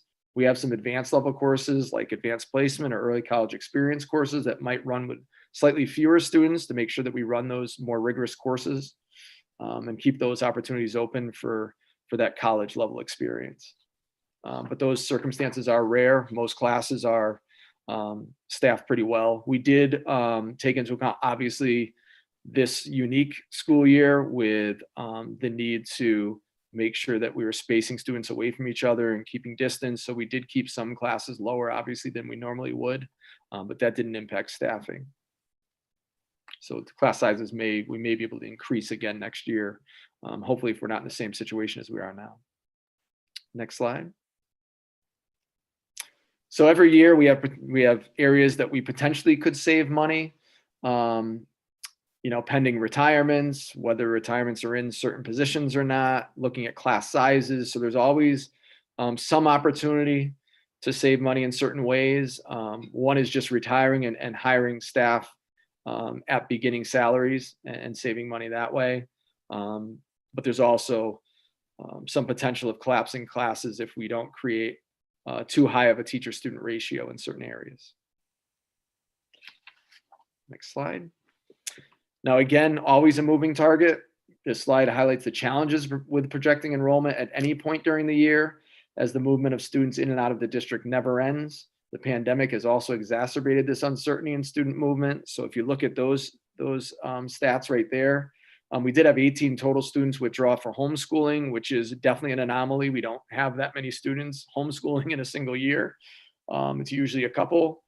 And we also had, from the end of last school year until now, we processed 345 student enrollments and withdrawals. That was 200 students enrolled, 145 withdrew, which was a net gain of 55 students. We also had a much lower number of pre-K and kindergarten enrollments, mostly due to the concern at the beginning of the year and the unknowns. Next slide. So there are some additional slides. I'm not going to get into them. Those are numbers that you can look at your leisure, but those are just more high school numbers that give you a sense of different electives, class sizes, if you wanted to examine those. But again, no issues with class sizes at the high school. The enrollment is staying relatively flat there. So there aren't any issues at this time with those class sizes. So that concludes my report. If there are any questions, I'd be more than happy to answer any.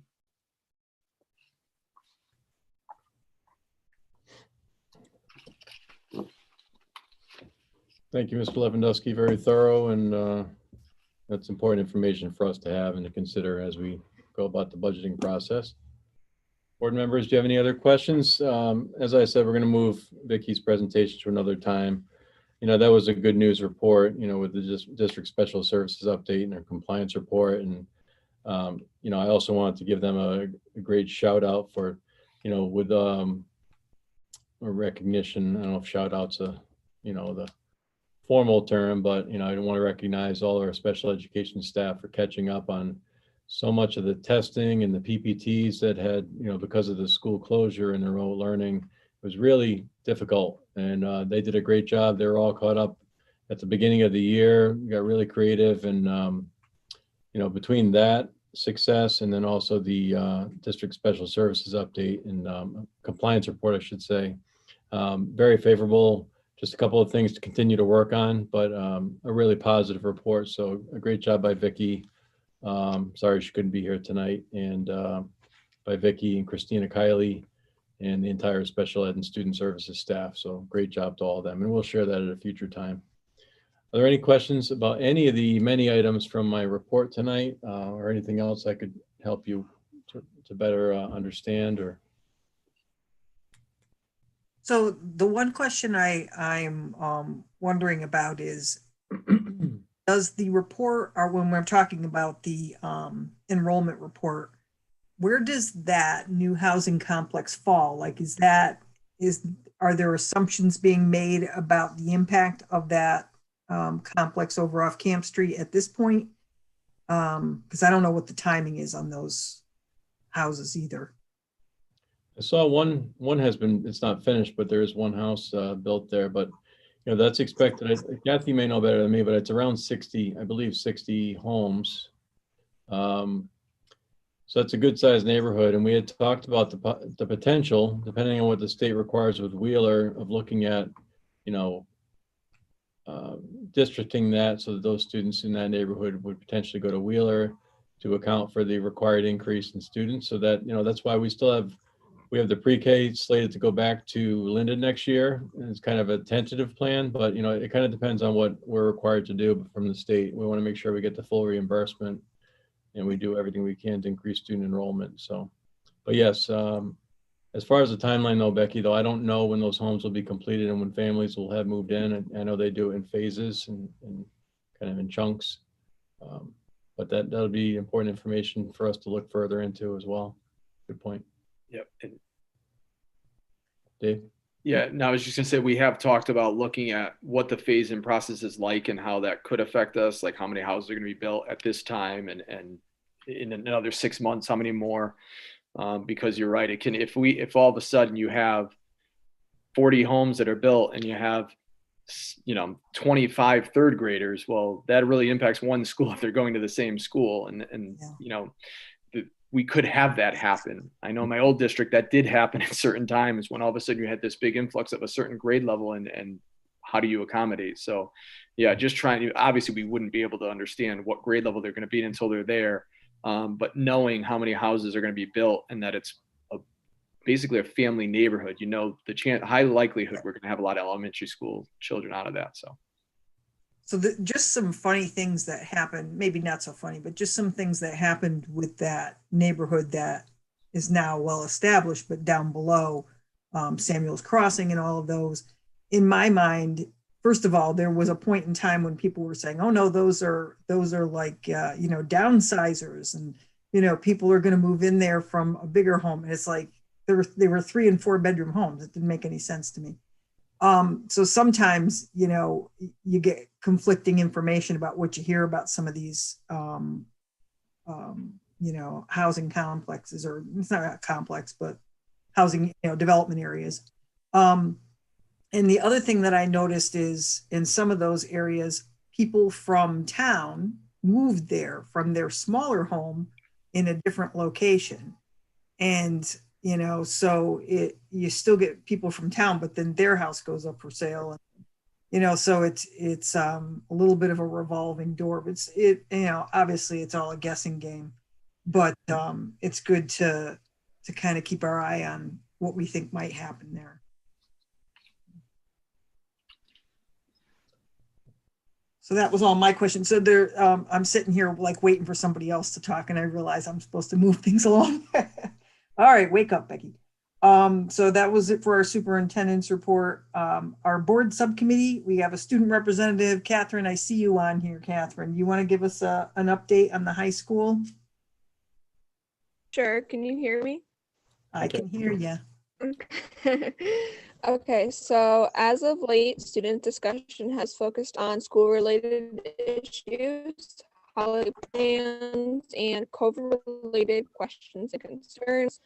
This includes topics regarding recently approved Pfizer vaccine, rising cases during the traditionally familial season, and whether or not we will be remote for a period of time following the upcoming break. Of course, students have come to adapt to the rapidly changing conditions of our current educational system and society overall. We are well equipped and mentally prepared to take on the challenges that the next few weeks may pose. And just looking back at student events and school events in general, the Herf Jones class rings viewing and ordering was on November 10th. Report cards were issued soon after on November 16th. All the classes ordered and delivered their t-shirts for the 2020-2021 school year. Class comp followed on November 25th. Thanksgiving recess lasted from the 26th to the 27th. And the following week was remote learning. The social Justice Club raised over $300 for the First Nations Development Institute in honor of November's Native American Heritage Month. And last Friday was PJ Day for the kids fundraiser. We raised $892.55, and some donations are still coming in. Currently, the Science National Honor Society is holding a fundraiser for the Plainville Food Pantry. It's accepting cash and item donations. This week and the first week back from break, teams will be meeting to do award presentations. Only coaches and students are attending. The meetings will be recorded and sent home to families. And also regarding sports, winter sports are still set to begin by the CIAC on January 19th. And then going forward, PHS will be fully remote from next Monday to next Wednesday, along with all of the schools in the district. And then holiday recess will follow from the 24th to the 31st, with that Friday being New Year's. And talking about more honor societies, the National Honor Society will be holding a children's book drive. And 8th grade transition planning is well underway. Virtual presentation to the 8th graders this year is on January 12th.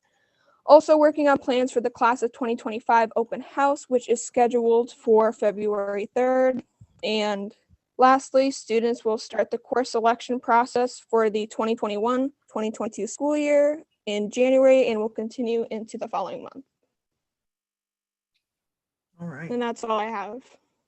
Thank you, Catherine. That's a lot of information. One of the first things you said is about how the kids are adapting, and I'm like, sign me up. I don't know how you adapt to this, but these are some tough times. So kudos to you guys. I think you're probably a heck of a lot more flexible than all of us old folks. So It's really impressive.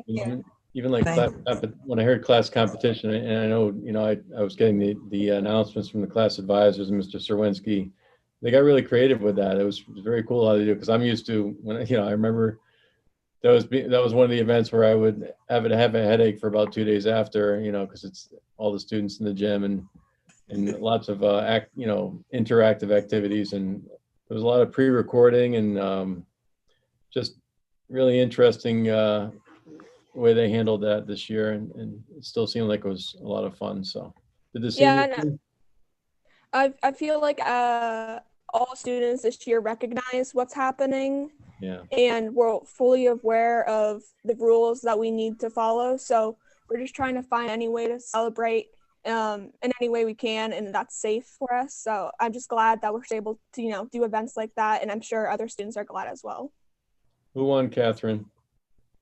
Was it the seniors? Seniors always win. Did they win?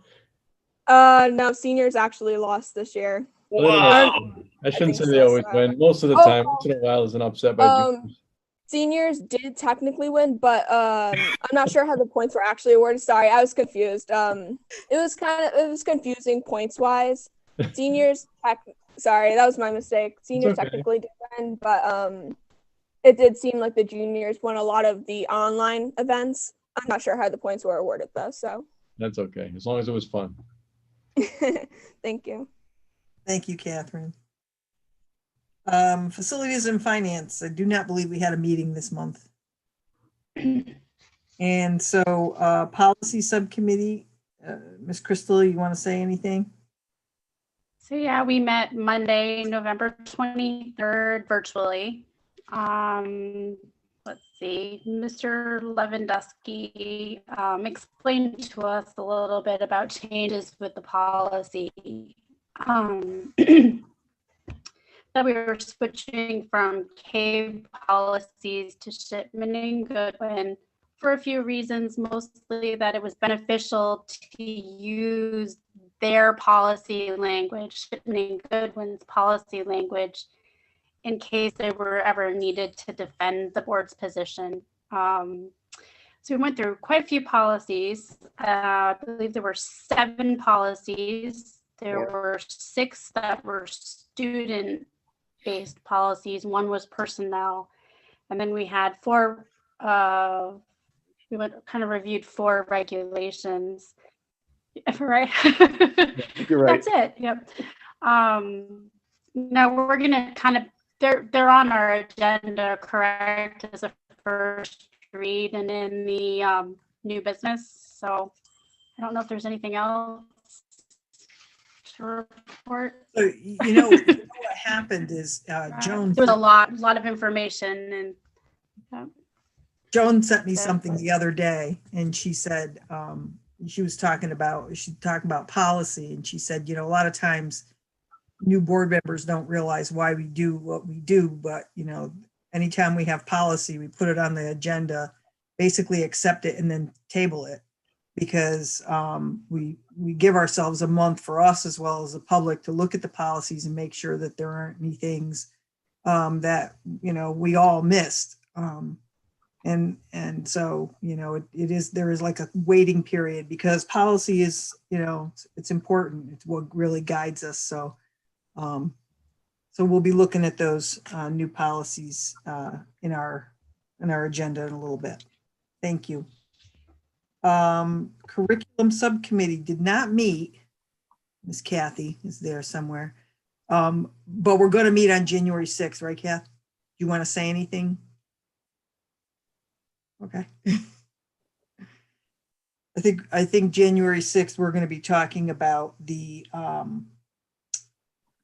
graduation requirements, and you're going to see that on our agenda too. We're going to be also just continuing to postpone that so that we can have the meeting, and then our January meeting, we'll be looking to move that forward. Also a few other topics for that meeting as well, Becky, that we added. That's right. I saw the agenda. There's some additional potential courses for opening up advanced placement and college level courses for as early as freshman year. And also the EC Goodwin has a program that we're looking at, for students getting college credits and while in high school. So, Dave and I had looked at that last year, and Dave's been pursuing that. So there's a lot of really good opportunities that we're hoping the curriculum subcommittee will take a look at in addition to the graduation policy. That's true. In the past, what we would have a curriculum committee right about this time of year, because some of those things could have, slight potential impacts on the budget. And you want to make sure that the board understands the theory behind them, so they have financial support. So this is good timing. Yeah. I had a question about the upcoming curriculum meeting. I was wondering if we would be discussing at all. I know legislation passed that high schools will now be offering a new course with African American, Black, Puerto Rican, and Latino studies. That's on the agenda too. Sorry, that's the one I left off. I knew I left one off. It's on the agenda for that meeting. I'm sorry. Right. Thank you. Yeah, I looked at that agenda and I saw that on there, and then I forgot about it myself. Yep, that's the one I left off, and it's on the agenda. Yes. We did not have outreach, and so that brings us to our PTO, PTA, PAC liaisons at the high school. Mr. White, is there something to report? The November meeting of the high school PAC was canceled. They only had just one agenda item, and that was on the results of their bottle drive, which was still being formulated. Their next meeting is going to be on January 13th. Okay. Thank you. Chaflon Elementary, Ms. Martinez. I just realized I don't have it in front of me. I have all these papers in that one. So the PTO did meet. They are continuing to, they have the bin where you can drop off clothing and things like that. The side bins for textiles, that's what it is. Jeez. They are working on a virtual, they had their virtual book fair that was during conferences, and we'll be finding out how that did at the next PTO meeting.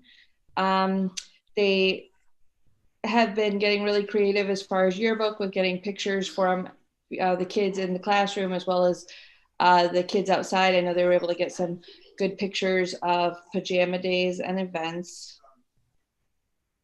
And this meeting was pretty funny. We were doing a Facebook Live and it kept cutting in and out. So everybody is learning all of the technology and PTO too. And the new president and everybody's doing an amazing job. So there wasn't too much. And then we'll be meeting again in 2 weeks. That's about it. Thank you. Linden Elementary School, Ms. Wells. Yep, Linden's still maintaining their 2 time frame PTO meeting. So December 9th, they met at 11 a.m. and at 7 p.m. They meet virtually. Linden, they just completed a trio of fall fundraisers, and the fall virtual book fair just was completed yesterday. They're starting their yearbook project, and they're planning for a couple of virtual events for the winter and the spring. And their next meeting is January 13th, again at 11 a.m. and 7 p.m. And you can get the links on their Facebook page. Awesome. Thank you. So they must get double done if they're meeting twice, right? Yeah. I think they get more involvement. Yeah, no, that's great. That's great. Middle school, we have Ms. St. Lawrence. Yep. The MSP PTC met on Tuesday, December 8th, virtually. Mr. LePage joined the group to discuss what was going on in the district, some COVID updates and everything. And he was there to answer any questions if parents had any. A kind of non-fundraiser donation letter was sent out to families of the middle school, inviting families to make a one-time donation to the MSP PTC. They're going to send it out again probably later in the winter, early spring, but you know, they appreciate any donations that they can get with that letter. So the new officers, we've got the We just lost you, Crystal. We lost your sound. Crystal, can you hear me? Nope. Lost her sound. I'm sure it'll be virtual. Okay. Crystal, can you hear me? Because we lost your sound a few minutes ago, but that's I keep going in and out. Yeah. In and out. I think you got a bad connection at your house. Yeah, I should use I'm on Anna's Chromebook. She has my laptop upstairs. Sure, they take the good devices, those kids. You go up to the roof. You climb up on the roof. A little cold out there, Mr. I'm just kidding. So we have our last school, Wheeler Elementary, Ms. Palmieri? Yep, I just have 2 quick updates. The school raised $822.66 for the Veterans Rally Point organization, and that's the most that they've ever raised in the past, I think, 6 years they've been doing it. And on Pajama Day, we got pictures of all the kids. I think it was sent to everybody on the board. And they raised $950.03 for cancer research. So they're doing pretty well this year for their fundraising events. That's it. Thank you. The correct council does not meet in the month of December. Emergency ensues, and let's hope that doesn't happen. And under the chairperson's report, I don't have a lot to say other than to thank Mr. Ross, first of all, for his report and the work that, that he and his department have done, because, all of a sudden everything became about technology. So we were fortunate and have been fortunate that it's been something the board has supported over the years, and we're in a good place. But the equipment isn't what gets us to where we need to be. It's the people, right? So good support and then good staff. And so we really appreciate everyone's efforts on that part. Just listening to Catherine's report, and, you can hear resiliency, you can see resiliency. And, if there was ever a time where we need it, this is it now. So I'm just, always pleased with how folks are battling through this and keeping positive and trying to do things that make sense and maintain some sense of normalcy. So I'm appreciative of that from everyone. That's it for me. Unfinished business. So we do have the request to approve the graduation requirements, but I'm going to ask just for a motion to postpone, and then we'll address it next month after we discuss it in the curriculum committee. So somebody wants to make that motion? Motion. Chairman, I request that we table the approval of the 2023 graduation requirements until our next board meeting. Okay, motion. Ms. Becky, you want to be the second on that one? Sure. Okay. Second. Motion and a second. All in favor to table till next month, please say aye. Aye. Any opposed? All right. Awesome.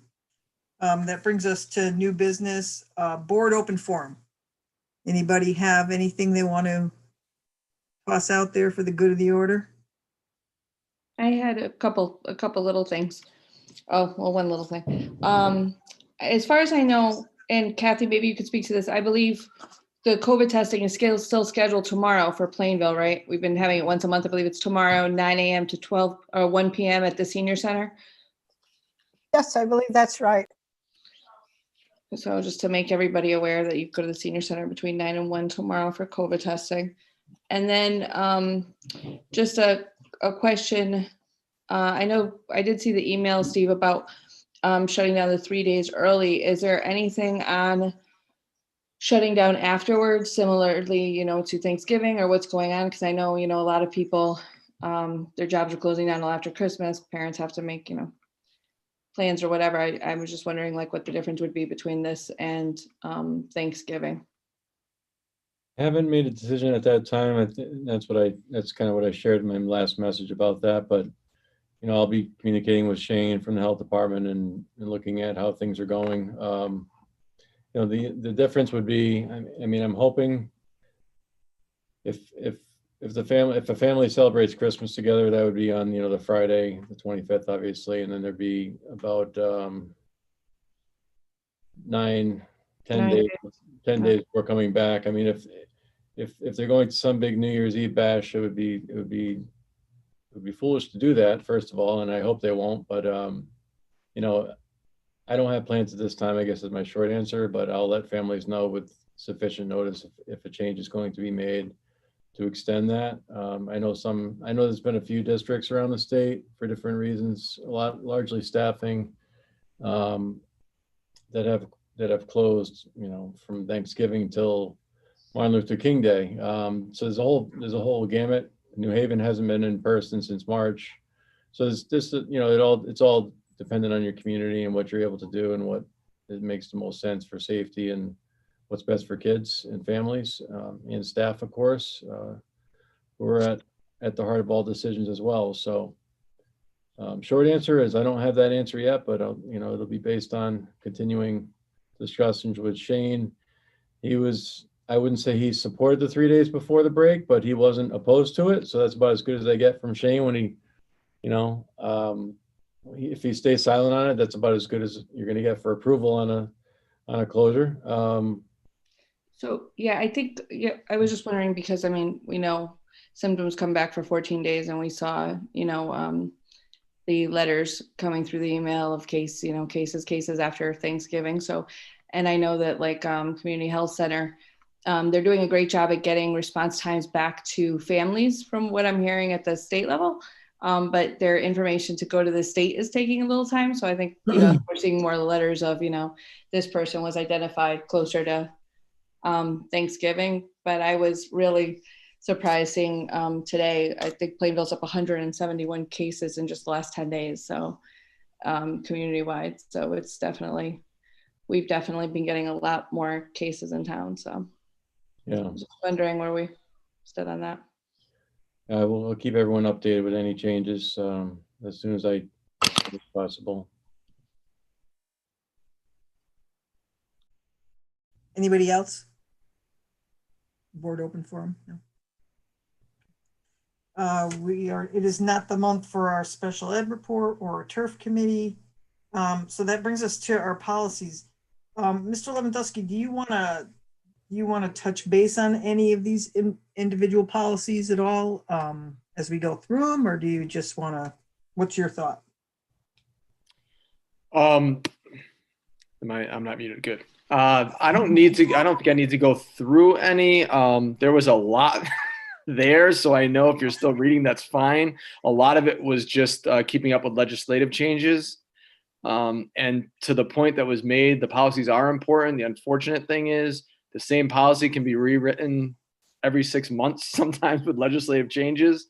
So there are some that we talked about that could change again in another 6 months because of proposed changes in legislation right now that haven't gone through yet. So, like you said, I think it's just doing a careful read. I think a lot of it is written, verbatim from Shipman and Goodwin.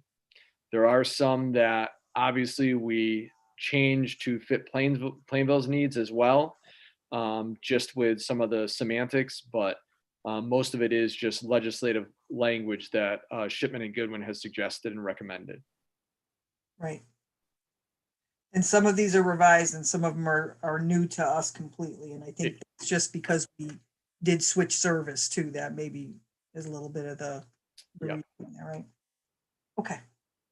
All right. So with that, what I think I'll do is ask if somebody wants to make a motion to accept and then to table the group like that. So somebody want to make a motion?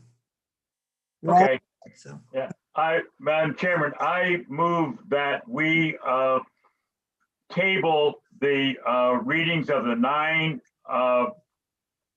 revised policies that are referred to basically as items E through L on the agenda.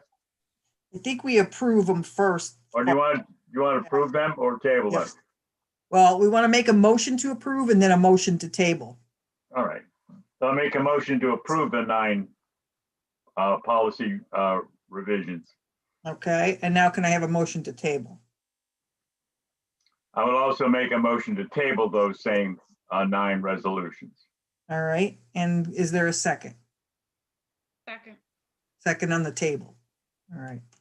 So all in favor of tabling the policies before us, please say aye. Aye. Becky, do you need to get a motion to approve all of them? I mean, do you need to get a vote to approve all of them and then to I don't think so. I don't think we're supposed to vote to approve. This is what I remember is. If we're tabling, why would we approve? Sorry. Joan, you got a clarification on me? Am I crazy now? Which I very well could be, so. Can you hear me?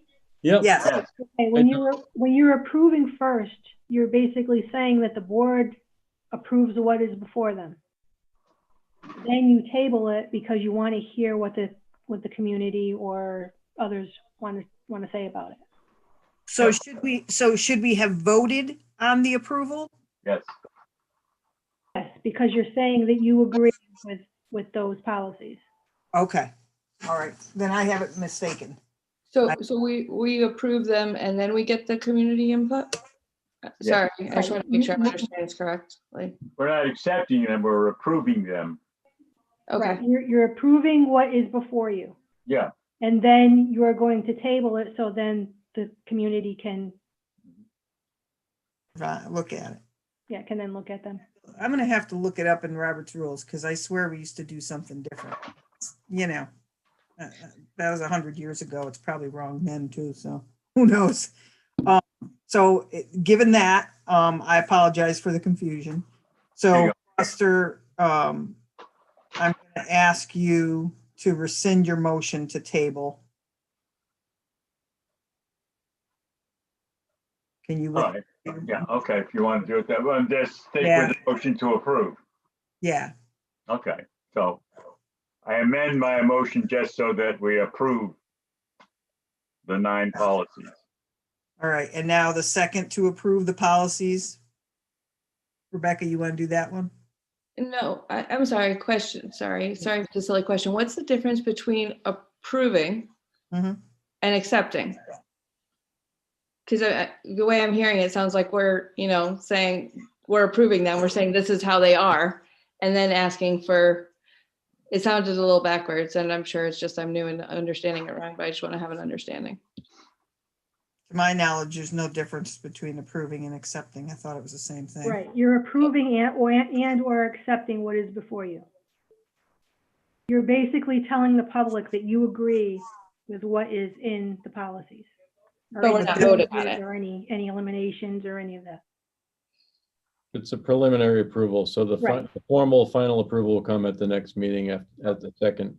So Reading. basically what we should say is we approve for first reading. Approving the first reading. Yeah, there you go. That makes more sense. Okay, I get it. Thank you. Yeah, amend it to read that, a move that we approve the first reading of the 9 policy provisions. All right. Second. Okay, Second, Rebecca, thank you. All in favor, please say aye. Aye. Aye. Any opposed? All right. And now motion to table. Madam Chairman, I motion that we table for further discussion the 9 resolutions. Okay. All right. Motion 9 policies. for second reading, and Rebecca's second on that one. All in favor, please say aye. Aye. All right. Any opposed? All right. Looks unanimous. Thank you. All right. That brings us to the consent agenda. If there is nothing that anybody wants to remove to discuss, I'll take a motion on the consent agenda. Madam Chairman, I move that we approve the consent agenda as presented. Okay. Second. Motion, Rebecca, that was a second? Or somebody made a second? Kathy did the second. Okay. All in favor, please say aye. Aye. Any opposed? All right. And that brings us to our most favorite motion of adjournment. Motion to adjourn. Motion to adjourn. Is there a second? Thank you, Nicole. Second. Second. All right. So all in favor, please say aye. Aye. Aye. All right. I'm sure there's nobody opposed. Everyone have a wonderful holiday. Stay safe. We wish everybody a, happy holiday, Merry Christmas, Happy New Year, Kwanzaa, Hanukkah. I think I'm late for Hanukkah. I am. Nope, it's still Hanukkah. Oh, that's right. We're still in the season, right? Yep. All right. 8 days. Thank you all very much. Have a good night. Everyone, Bye. stay safe and healthy, everyone.